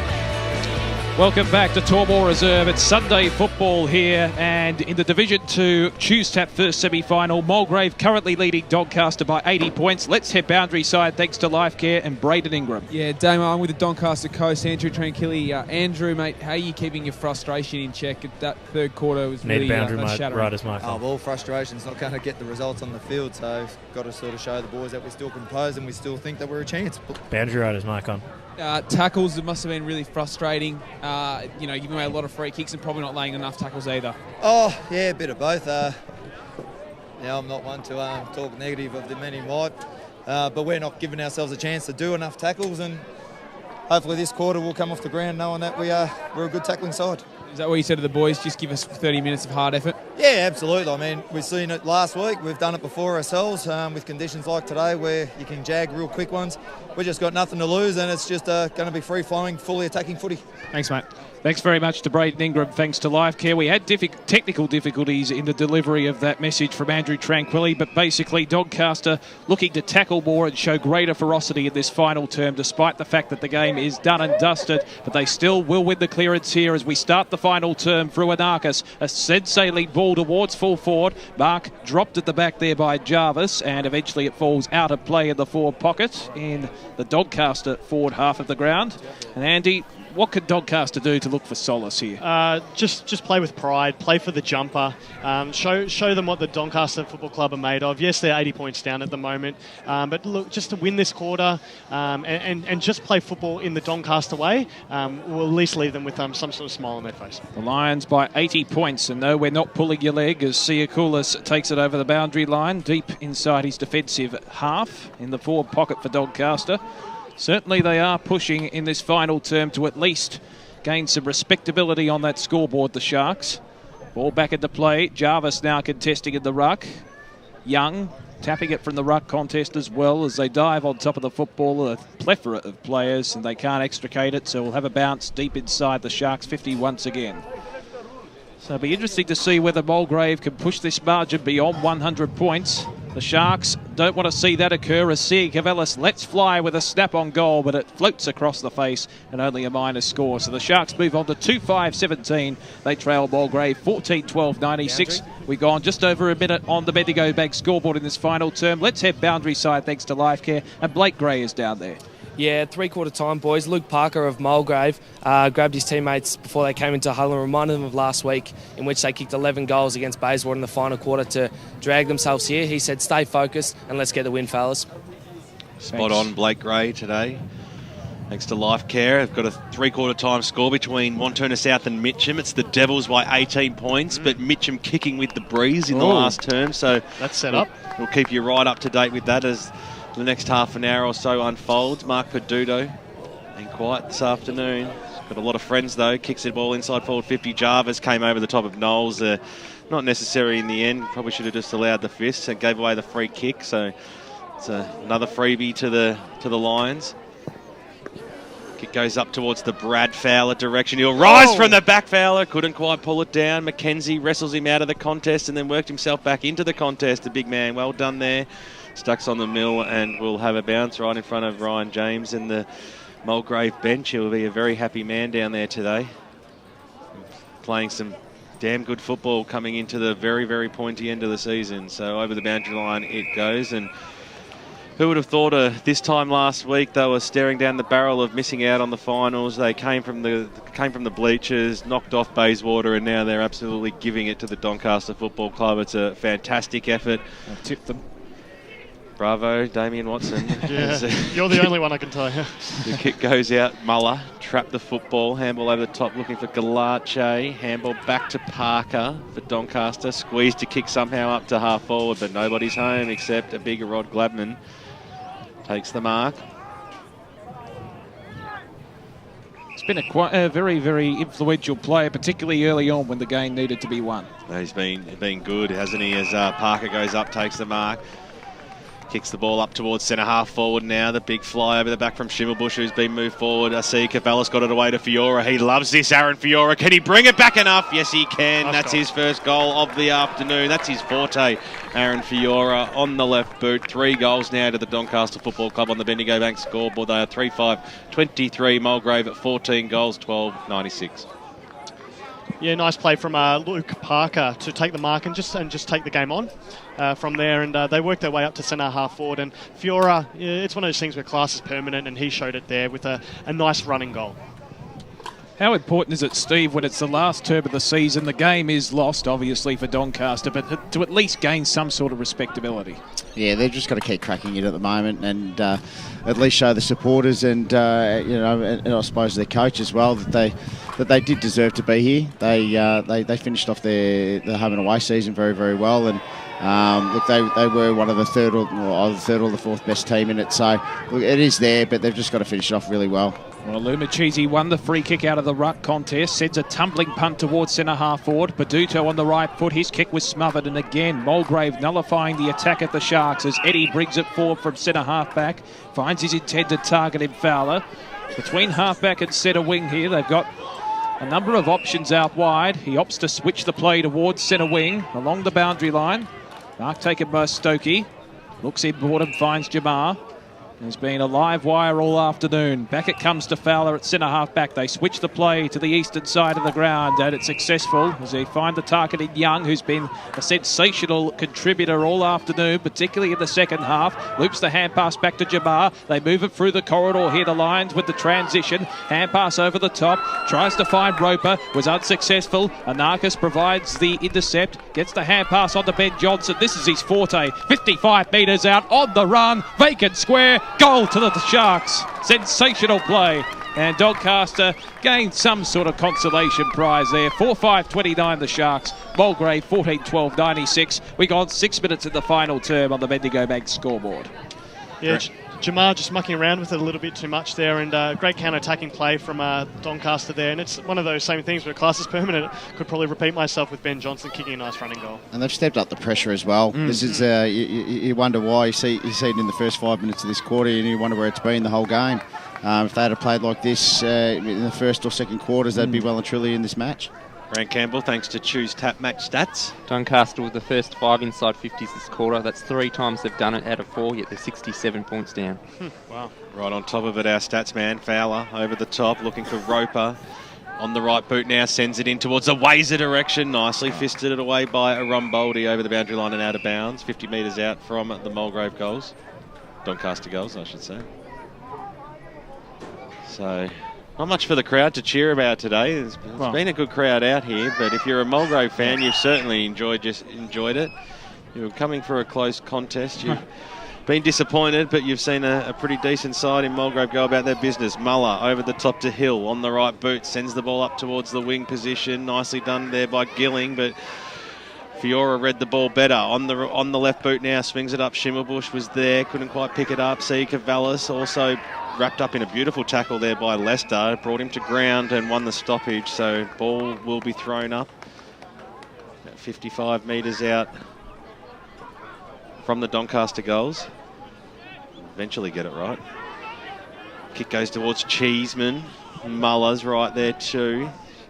He's tried Muller today, got the handball across to see Cavallis, in turn out to Johnson, eventually tries to squeeze a kick up towards the top of the goal square, didn't have enough purchase on it, so West, who's kicked 3 goals today, is able to mop up for the Lions, and he bounces his way across half-back.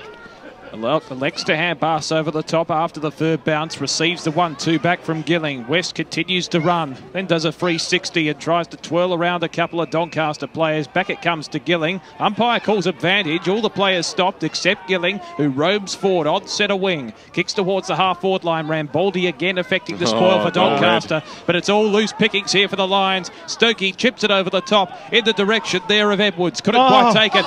Clever soccer over the top. What an assist, and Siakoulis roams into the open goal, and that sums up Mulgrave's joy for the day. They move on to 15-12-102, leading Doncaster 4-5-29 on the Bendigo Bank scoreboard, but that would have to be one of the assists of the year.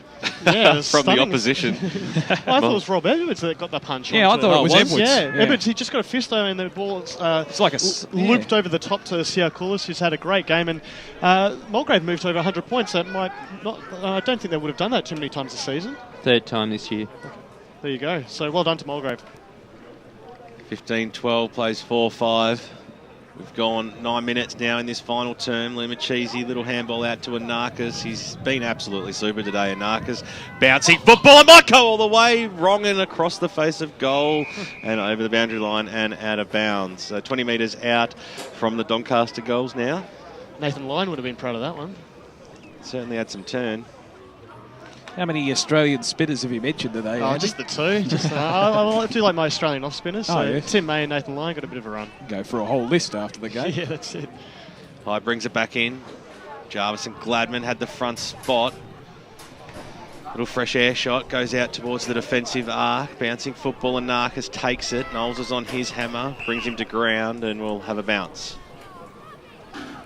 Shane Warnside's getting thrashed over in Adelaide, by the way. BWS. Just had another spinner. Full of comedians in the box this afternoon as Cheeseman comes out, rushes it over the boundary line. Good old shame Adelaide can't make it, isn't it? Tigers are getting into the finals. You're happy about that, aren't you, Bucksy? Very, very, very happy about that, Benny. Fair bit of stick we copped early on. Yes. 3-10, I believe. Yeah, to 12-10.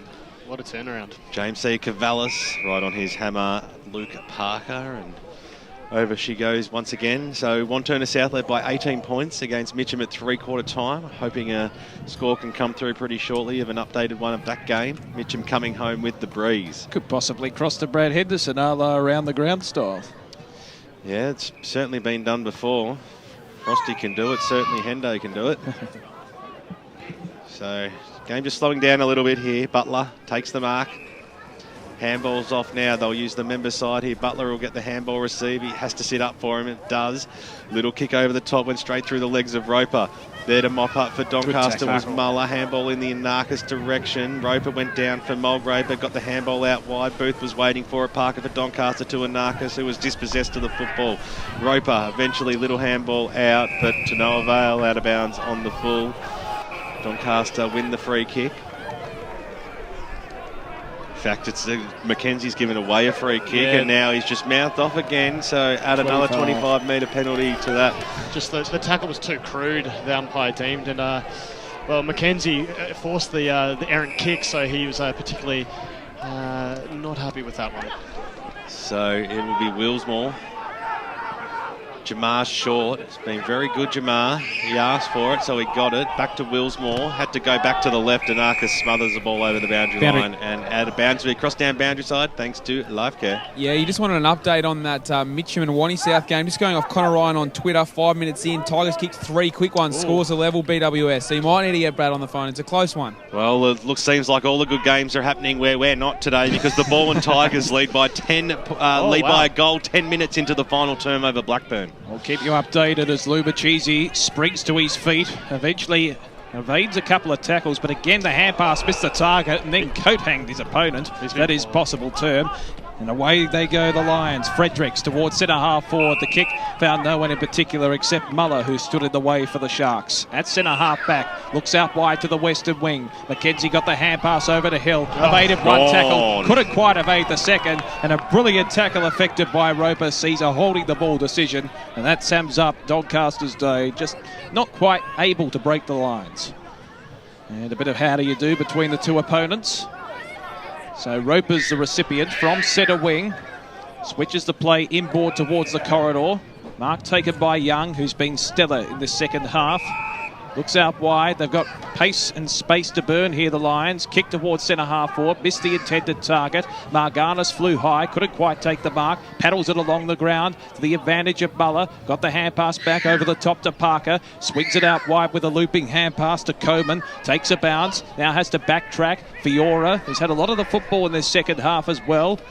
And again, confronted and corralled by a couple of Lions, but he had the composure to go to Coleman. He was bumped off the football. Now a chance for the Lions. Kick towards the forward pocket. A big fly. Fowler has been paid the mark on the second bite, and he's 55 metres out from goal, but he's hard up against the boundary line. Booth. Fowler, a long kick in the Booth direction. It's hoisted high. Booth flies. Couldn't quite take the mark. Mackenzie just lumbers over the top. Gives the hand pass towards Anarchis. Again missing the target with a disposal. Hand pass eventually comes out to Gladman. Breaks the tackle with the don't argue. Kicks out wide. And Booth, that's nonchalance. Took a one-handed uncontested mark. Looks towards Wazer. Brilliantly done there by Ramboldi. And he's taken the mark on the second bite.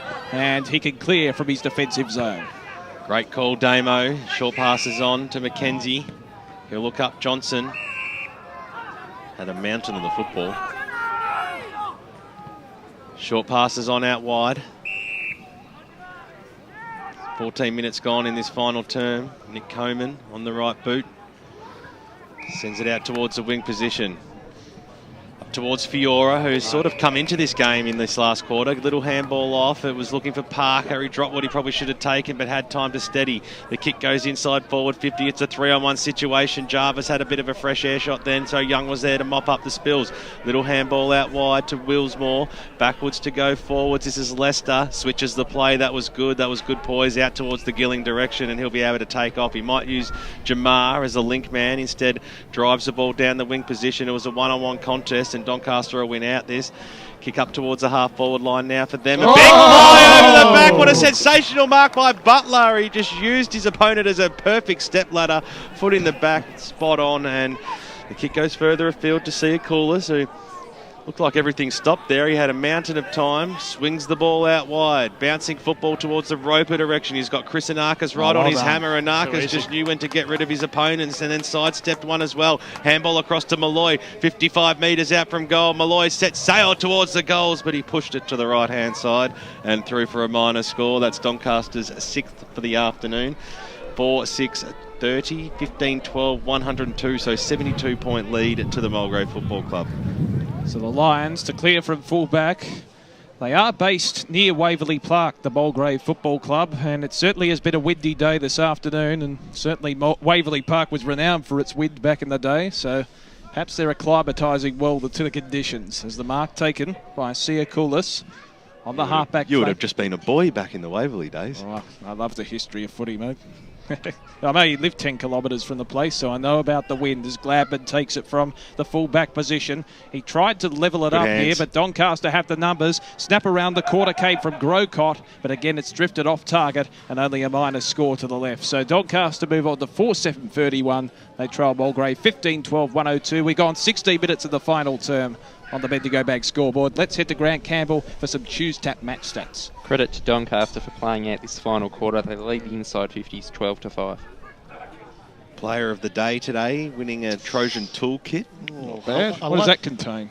Well, it's a cardboard box, but it's filled to the brim with tools. So we've run out of the actual kit, but it's all about the tools anyway. Are you in the box there, BWS? Sorry? I said, are you in the box there, mate? You said it's full of tools, so... It's full of tools. Just got to ask. It's full of tools. Bit like this box. Well, that's where I was just about to go. Over the boundary line and out of bounds, 55 metres out. Sting well and truly out of this game, hoping some more scores can come on through. Hint, hint, nudge, nudge, Dyson Baker. And it is a kit today, as Bruce Prester shows me. Dyson's just text through as well, so they do get the whole kit and caboodle today. So well played. In a cardboard box all year. The only time I've called it a goddamn cardboard box demo and they've got a toolkit out. I don't believe it. Grocott has it about 50 metres out. Gave it away to Carroll. He'll kick it to the hot spot. 20 metres. A big fly there by, I think it was Colinari. He couldn't quite pull it down. They'll try and force the behind here through West Mulgrave. Paddling towards the boundary line. Jarve gave another little shove and... Big Humphrey, he's certainly, well, he's known for not saying too much, but he's certainly given the umpire a mouthful there. Another 25. Add a 25 to the book. It's there'll be multiple 25-metre penalties awarded today. Some sort of record. 7. Wow. It's obviously a sense of frustration. They've realised that the game's done and dusted, and I suppose feeling they've had a bit of a rough stick from the umpires today. But Mulgrave, well, they played it all on their terms, and hence why they're winning this football game by a big margin. Parker gets it across to Jamar on the far side. They've moved the ball up to the half-forward line. Cheeseman presents inside forward 50, so too does David Wazer. He might be a little bit too far out. He swings around on the left boot now. Lester's there. It holds up in the ball. Cheeseman, he just turned his player inside out, and he just judged the ball perfectly. It sat up in the wind, and he takes it about 40 metres out from goal. Well, just playing the conditions better with Mulgrave. Obviously, Wazer's kick tremendously held up in the wind, and Cheeseman just, as you said, BWS just read it better and took the mark in the right place.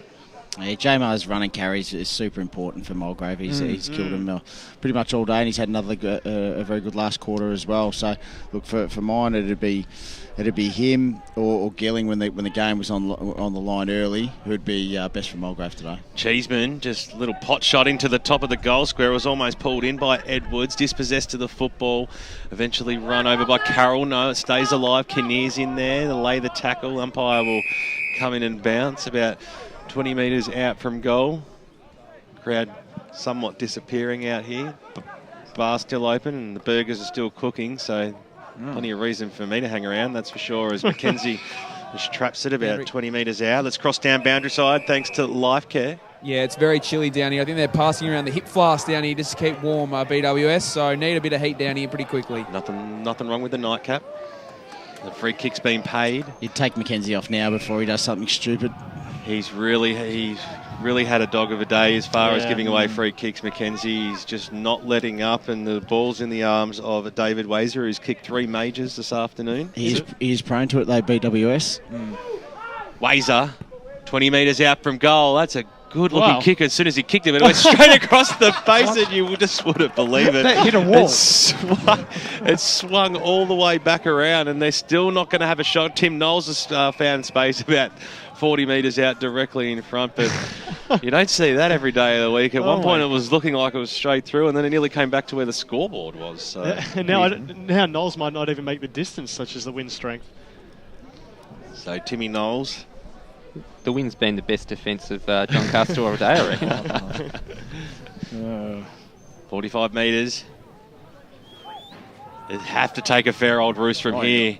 He's got some good purchase on it, and he keeps it straight. That's a fantastic kick. That's goal number 4 for David Wazer, goal number 16 for the Mulgrave Football Club. And on the Bendigo Bank scoreboard, 16 goals, 12, 108. Doncaster 4-7-31. Sorry, it was Tim Knowles that kicked that goal. Lost the plot. He's been good today, Tim Knowles. He deserved that goal. He's worked hard around the half-back line. Obviously intercepted a lot of the Doncaster play moving forward, and has been playing that quarterback role. So well done to Tim Knowles today.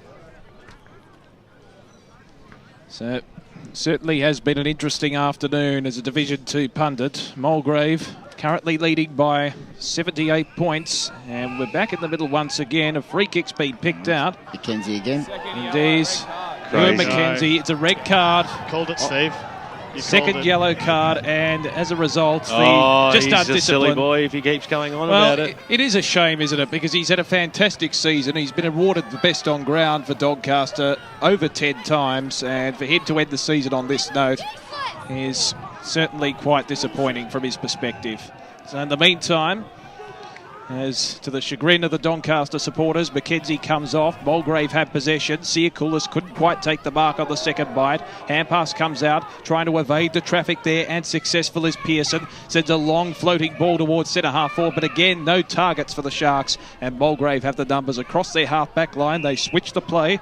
Mark taken by Butler between half-back and centre wing, just to content to chip the ball around here. Jamar takes the mark on the eastern, or in fact western side of centre wing for Tormore Reserve, as Siakoulis takes the mark on centre wing again. They're just chipping the ball around here, Mulgrave, trying to orchestrate an attack and assess the options. It's been good, Parker. Indeed, Luke Parker roaming through the centre, kick towards centre half forward. Brilliant mark taken at the back there by Coates. Got the hand pass away, lost possession. Doncaster have the numbers, and Arcus kicks it off the turf, and it should trickle towards the boundary line. It's kept in play, in fact, by Young. Loops the hand pass over the top. Parker again, who's accumulated a lot of the footy, as we mentioned. Young back to Stokey. They're between half-back and centre wing, eastern side of the ground. Young again receives. He's had 4 possessions in that passage of play, and kicked to centre half-back where we started, and Jamar takes the mark. And he's playing with them at the moment. Certainly a bit of circle work, isn't Absolutely. it, Steve? 18 minutes gone in the Division 1 elimination final. It's Baldwin by 13 points. So big turnaround. Tigers coming back against Blackburn. Do you have anything from Mitch and Montana South, BWS? We're hoping that we can get a text through very soon from Brad Henderson as the kick goes up towards the Wazer direction. Kinnear, it was a good mark. Montana South by 5 points. 17 minutes gone into the final term. Apologies, guys, for today. Peduto. Great games as you go local for your football in the Outer East. Finals time, Choose Tap final series. Roper takes the mark. It's been good as well. Yep. Mulgrave, they've just got good players everywhere today. Short passes on. That's certainly not gone far enough. So Parker goes back to Siakoulis on the right boot. Over to Young. Apparently putting his name up for a couple of votes today. Young, Pearson. Another 25-metre penalty. 25-metre penalty. So what's the tally up to now, Grant Campbell? That'd be 8. I wonder if that's almost a record for local football level. Warrandyte gave away 9 against Park Orchards earlier this year, so that's the most in the radio game this season. Kick goes out wide. Bouncing football. Can Parker keep it alive? He will. Short pass back to Siakoulis. So we talked about kick to kick and playing with them a bit. They're certainly just doing that, running down the clock. There's no need to... No need to take any risks or anything like that now. They've got a game next week. Young on the left boot, received it from Roper. In turn goes up to Edwards. Probably one of the more quieter games I've seen from Edwards in recent times, but short passes on. Wasn't too crash hot, but it was okay for Stokey to turn his player in Parker inside out. Back to Young, who's just carving up the posies in the last moment or so. Switches it out towards the Fredericks direction, takes it and takes off. On the right boot, sends it out towards the wing position, and the Lions have got players streaming down the half-forward line towards the Coates direction. If he can go that way, he does. Good fist away there by Schimmelbusch. The ball does stay alive, though. He eventually lays the tackle, and a high one at that. So he's unlucky. He certainly had his eyes on the football. His legs were in the wrong spot in the end. The kick goes in towards the 50-metre arc where Fowler versus Lumachisi duel takes place. The Cheese is happy to see that over the boundary line and out of bounds. Right underneath the Bendigo Bank scoreboard that reads 16 goals, 12,108. Mulgrave, Doncaster 4,731. Around the grounds, thanks to the local burger company, it is Wantirna South leading narrowly, as are the Balwyn Tigers in their games today. As the umpire brings it back in, and Narcus, guess who at the fall of the ball received the handball there from Grocott? No, Grocott went on the left boot in the end, switched the ball out wide, and the mark's been taken by Carroll. So Carroll weaves around onto the right foot. A long floating ball towards centre half forward. A one-on-one contest. Free kick's been picked out. And the recipient looks as if it's going to be another Mulgrave player. And the umpire's going to award another 25-metre penalty. So that takes the tally to 9. Let's see if we can get double figures. Yes, well, just undisciplined play. It's certainly underpinned Doncaster's day. Balwyn by 21 points at the 25-minute mark of the final term. So I expect the Tigers to go through next week to take on Montrose next Sunday out at Ringwood Jubilee Park. Should be a cracking Division 1 clash as Mulgrave move it through the corridor. Mark taken by Fredericks. Sends a long ball towards the pocket. And to the joy of the Mulgrave supporters, the rip-rap in the pocket, they love takes the mark on the lead, on the chest. He can go back from 30 metres out and have a shot. But although it's on a 45-degree angle, he is kicking against the wind. I must ask, Steve, you've been a coach at Division 2 level. It's been one of those fickle seasons as far as the division is concerned. Do you think that Mulgrave's big upset win today suits the way the year has panned out?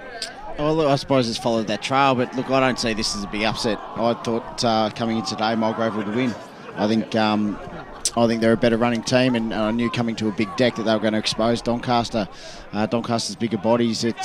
Look, I think they're better suited to those middle months, June and July, where it's wet and balls in tight and close. And I think that's the same with Croydon. I think you'll see, if the weather's nice next weekend, I think you'll see a similar story next weekend. Absolutely. Well, Butler scored a behind, but in the meantime, as the kick-out took place, it's a free kick for a high tackle, and the recipient is Luke Parker, who's been everywhere in this second half. Parker spears the ball in the Fredericks direction. He flies from behind in the pocket. Anarchus maintained the front spot, forced it to ground level, then regains it. Swings round onto his right foot and dribbles the kick towards centre wing. Mulgrave have a bevy of numbers, but they're content to see it over the boundary line on the western wing. Balwyn advance in the Choose Tap final series in Division 1 to the second week to take on the Montrose Football Club next week, winning by 22 points today over Blackburn at full time. There you go. That's obviously removes Blackburn from the race, so a big win to Balwyn. They've had a good season, though, Blackburn, this year. Absolutely. We'll keep you updated with the scores from the Mitcham-Wantirna South clash as Doncaster move it forward, and a brilliant mark. Culinary maintaining the front position against his opponent, and he took a strong contested mark. He can go back and have a shot from 40 metres out. So Balwyn just reiterating the 22-point victory over Blackburn this afternoon. They keep their season alive. Yeah, a little message of don't forget about us, Damo. Yes, exactly. Obviously finishing in 5th as Culinary lines up from 45 metres out and splits the middle. That's Doncaster's 5th major of the afternoon. They move on to 5-7-37, trailing Mulgrave 16-11, 107 by 70 points.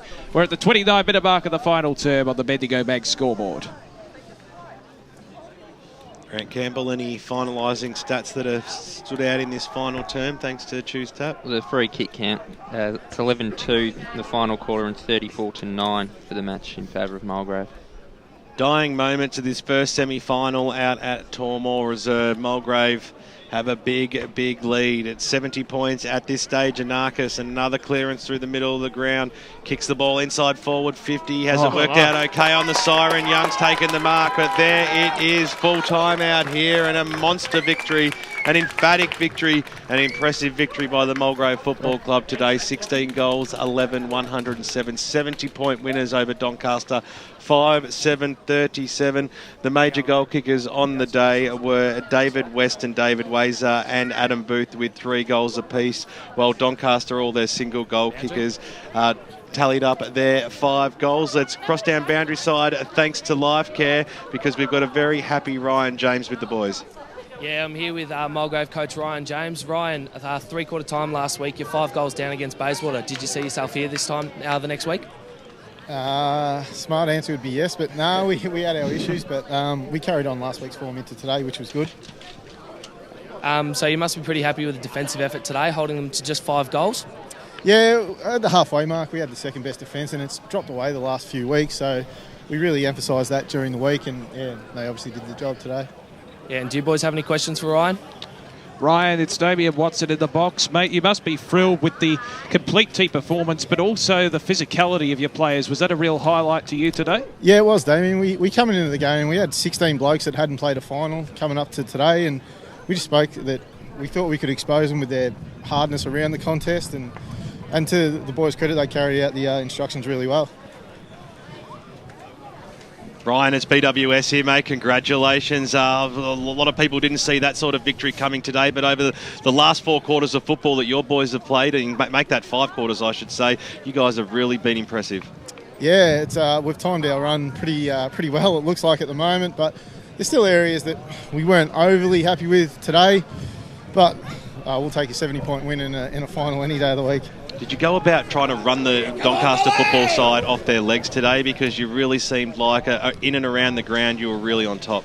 Yeah, BWS, we spoke about it, we reviewed, and the vision from behind Doncaster's ground probably showed their lack of leg speed, and we thought that that's the only way we could win. We thought if it was a down the line, bang them, crash them, that they'd probably hold the key. And it's Andy Paolacci here. I've just got to ask about your forward line. A lot of the times Mulgrave seem to be compared to as a low-scoring team, but today you showed that you're definitely not that's definitely not the case. You know, Adam Booth, Wazer and West each kicking 3 goals. You must be pleased to know that you've got options when going forward. We do, mate, and we've been, I won't lie, we've had issues at times, but we seem to be getting it right at the right time. Well, you certainly are doing just that. Go inside and enjoy belting out that song, Ryan. And you live to fight another day. It'll be a great clash next weekend against the Croydon Football Club. We look forward to chatting to you very soon out at the footy, mate. Thanks, boys. Thank you very much to Ryan James, the senior coach of the Mulgrave Football Club. And no doubt, Damo, a very, very happy man going in. What would be the message, Bucksy, going in now? The boys have had a good victory today, but you want them to enjoy it, but the job's not done yet. No, absolutely. So you want them to soak up and enjoy the win, but try to keep a lid on it as much as possible. But look, they've given themselves a crack at a prelim final now, and they're only 1 game away from a grand final. And you really want them to try to enjoy it and keep the atmosphere up, and I suppose that positive energy around the group. And look, the great thing is they've played on a Sunday, so most of them will have to go to work tomorrow on Monday, so they've got no chance to go out and I suppose enjoy if you can. So that's strategic. It's a real positive, I think, in that respect. So they can turn up Tuesday night ready to go. Almost a perverse effect. Let's head down to the rooms now and hear the Mulgrave theme song.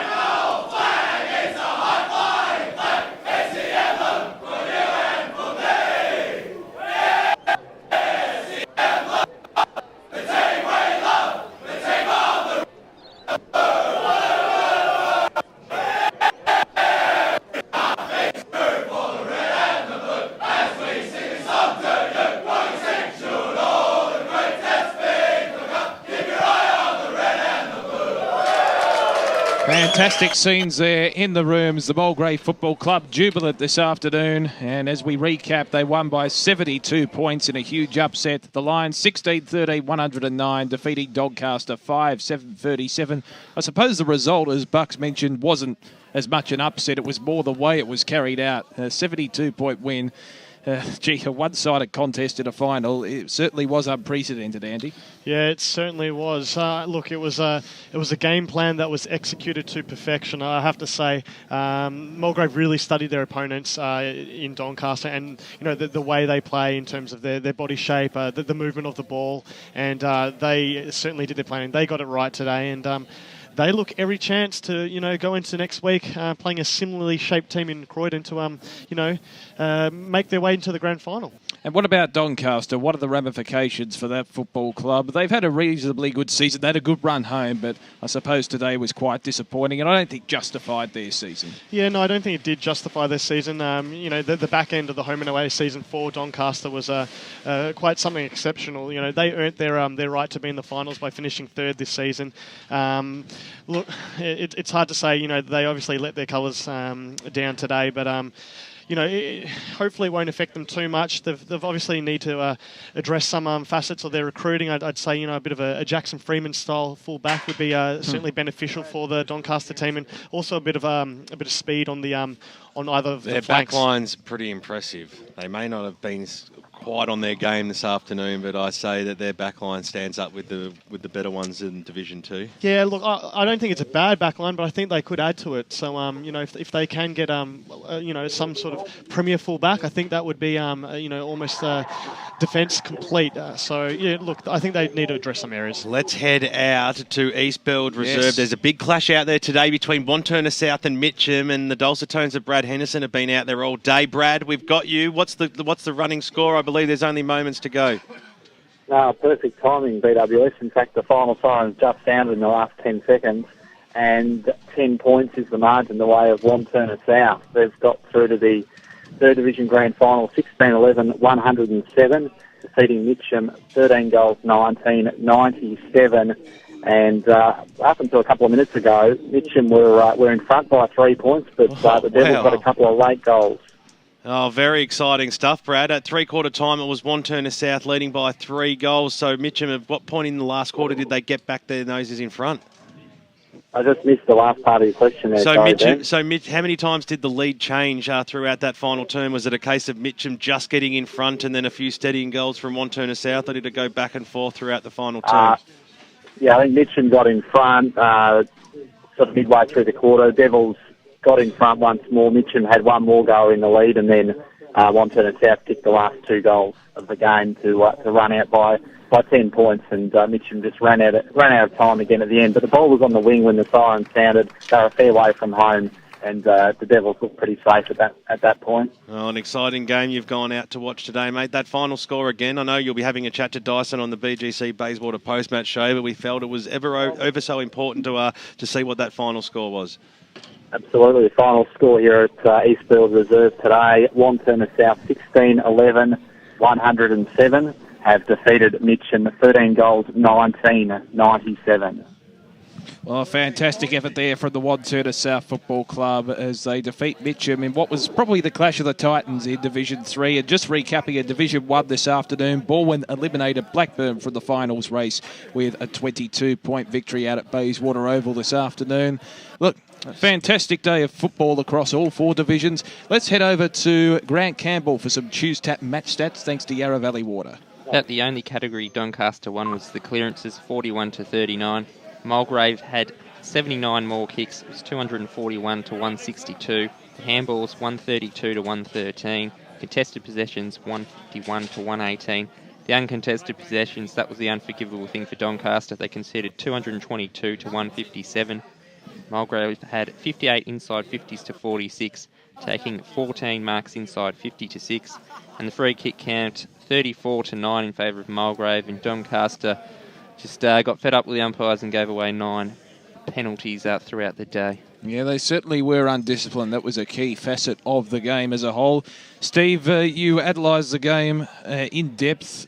Where do you think Mulgrave, what was their best attribute, and when do you think they had it won? Did they have it won from the start of the game? Oh, pretty much. I think their run and the spread was super right from the outset. Their on-ballers got on top. And then when they did move, they linked up and then they ran really quickly. And Doncaster just couldn't go with them. That was clear right from the start. But they stuck to their game plan. They moved the ball out to the fat side, to the car park side when they were kicking with the wind, and then they came out the coach's box side when they were kicking against it. So they played really, really well. Let's head boundary side now. Thanks to Lifecare, Braden Ingram has got a special guest from the Mulgrave Rubes. Yeah, Damo, I've got Dean Siakulis. Kick 2 this afternoon was influential, especially in the first half, mate. After last week, it was all on the line, and suddenly you're in a chance for a grand final next week. Pretty special feeling, I imagine. Yeah, ripper feeling. Actually, we came in with pretty good form, and we thought if we took last week into this week, we would be able to run them off their legs, and we did, so pretty happy. Mate, your first quarter was pretty exceptional. You had plenty of it. They tried to put a target on you in the second quarter. Were you surprised that you probably didn't have a target for the entire game trying to keep you tight? Well, I don't know. It's up to their coach, really, but it's good to get a couple of kicks. More than a couple, I would have thought, but anyway. And look, mate, 6-day break now. You play on a Saturday. How do you think the boys recover from that? Well, we're going out for recovery right now to the assistant coach's pool, so I think we'll be right. I'm sure the older blokes might struggle, but we'll be right. I heard Stribbers mentioned in the room, so we might keep that on tap for, say, after the the Mad Monday. We might wait a couple of weeks. Yeah, well, if you win a grand final, fair enough, mate. Upstairs, we've got a few questions for you. No worries. Dean, thanks very much for joining us. I must ask, did you, particularly from early on in the game, was it a premeditated plan to force Doncaster wide when they were going forward into their attacking zone? Because that seemed to be the case from up here. Yeah, that was the plan going into the week, with a big ground, try and pin them as wide as we can, and then kind of spread them through the middle as well, and kind of run them off their legs. And I think it kind of came off. And what about the tackling pressure, ferocity, and physicality? That seemed to be a hallmark of your game. Yeah, we kind of work on that pretty much all year, and we thought the more pressure we put on, tougher it is for them to hit a target, and we turned it over, or they turned it over a few times in the middle and helped us rebound. Dino, as BWS, mate, congratulations on the win. Always good to see a Lions victory. The likes of Matty Young and Ben Gilling down back this afternoon, they had a massive job to do, and they really did it well. Yeah, they were both super. I think when they had the win in the second quarter, Benny Gilling and Matty Young both stood up, kind of gave us a lot of drive and kind of steadied the ship in that second quarter, and it was all free-flowing after that. And Nauru Jamar just seems to have a ball on a string every now and again. Just a little bit of extra time and a bit of class about him. He got a lot of it today. Bit of a magic man, Nauru. You can't tackle him. Absolutely. And just lastly, I suppose you can't say too much, but what's the plan of attack for next week? Is it going to be hard, I suppose, week on the training track, or are you going to keep it a bit softer? I don't know. You might have to leave that up to the coach. They just won, Damo. Fair enough, but they've got to look forward to next week. Dean Siakoulis, thanks very much for your time, and all the best for the rest of the season. So Dean Siakoulis joining us from He's a ground star level. footballer. He's had a very good season. He'd be one of those players, Bucksy, that you certainly have a close eye on coaching against. Oh, absolutely. He's a jet. Plain and simple. He's an in and under player, but he's also good on the spread. So he's got all the attributes. So he's a really tough one to stop. And Croydon, we're going to have their hands full with him next week. And he was particularly good when the game was needed to be won. In that first half, when Doncaster still had a chance to get back in the game, Dean Siakoulis stood up and played the game the way it should be played, ran both ways, and was deadly in front of goal as well. So a real complete performance.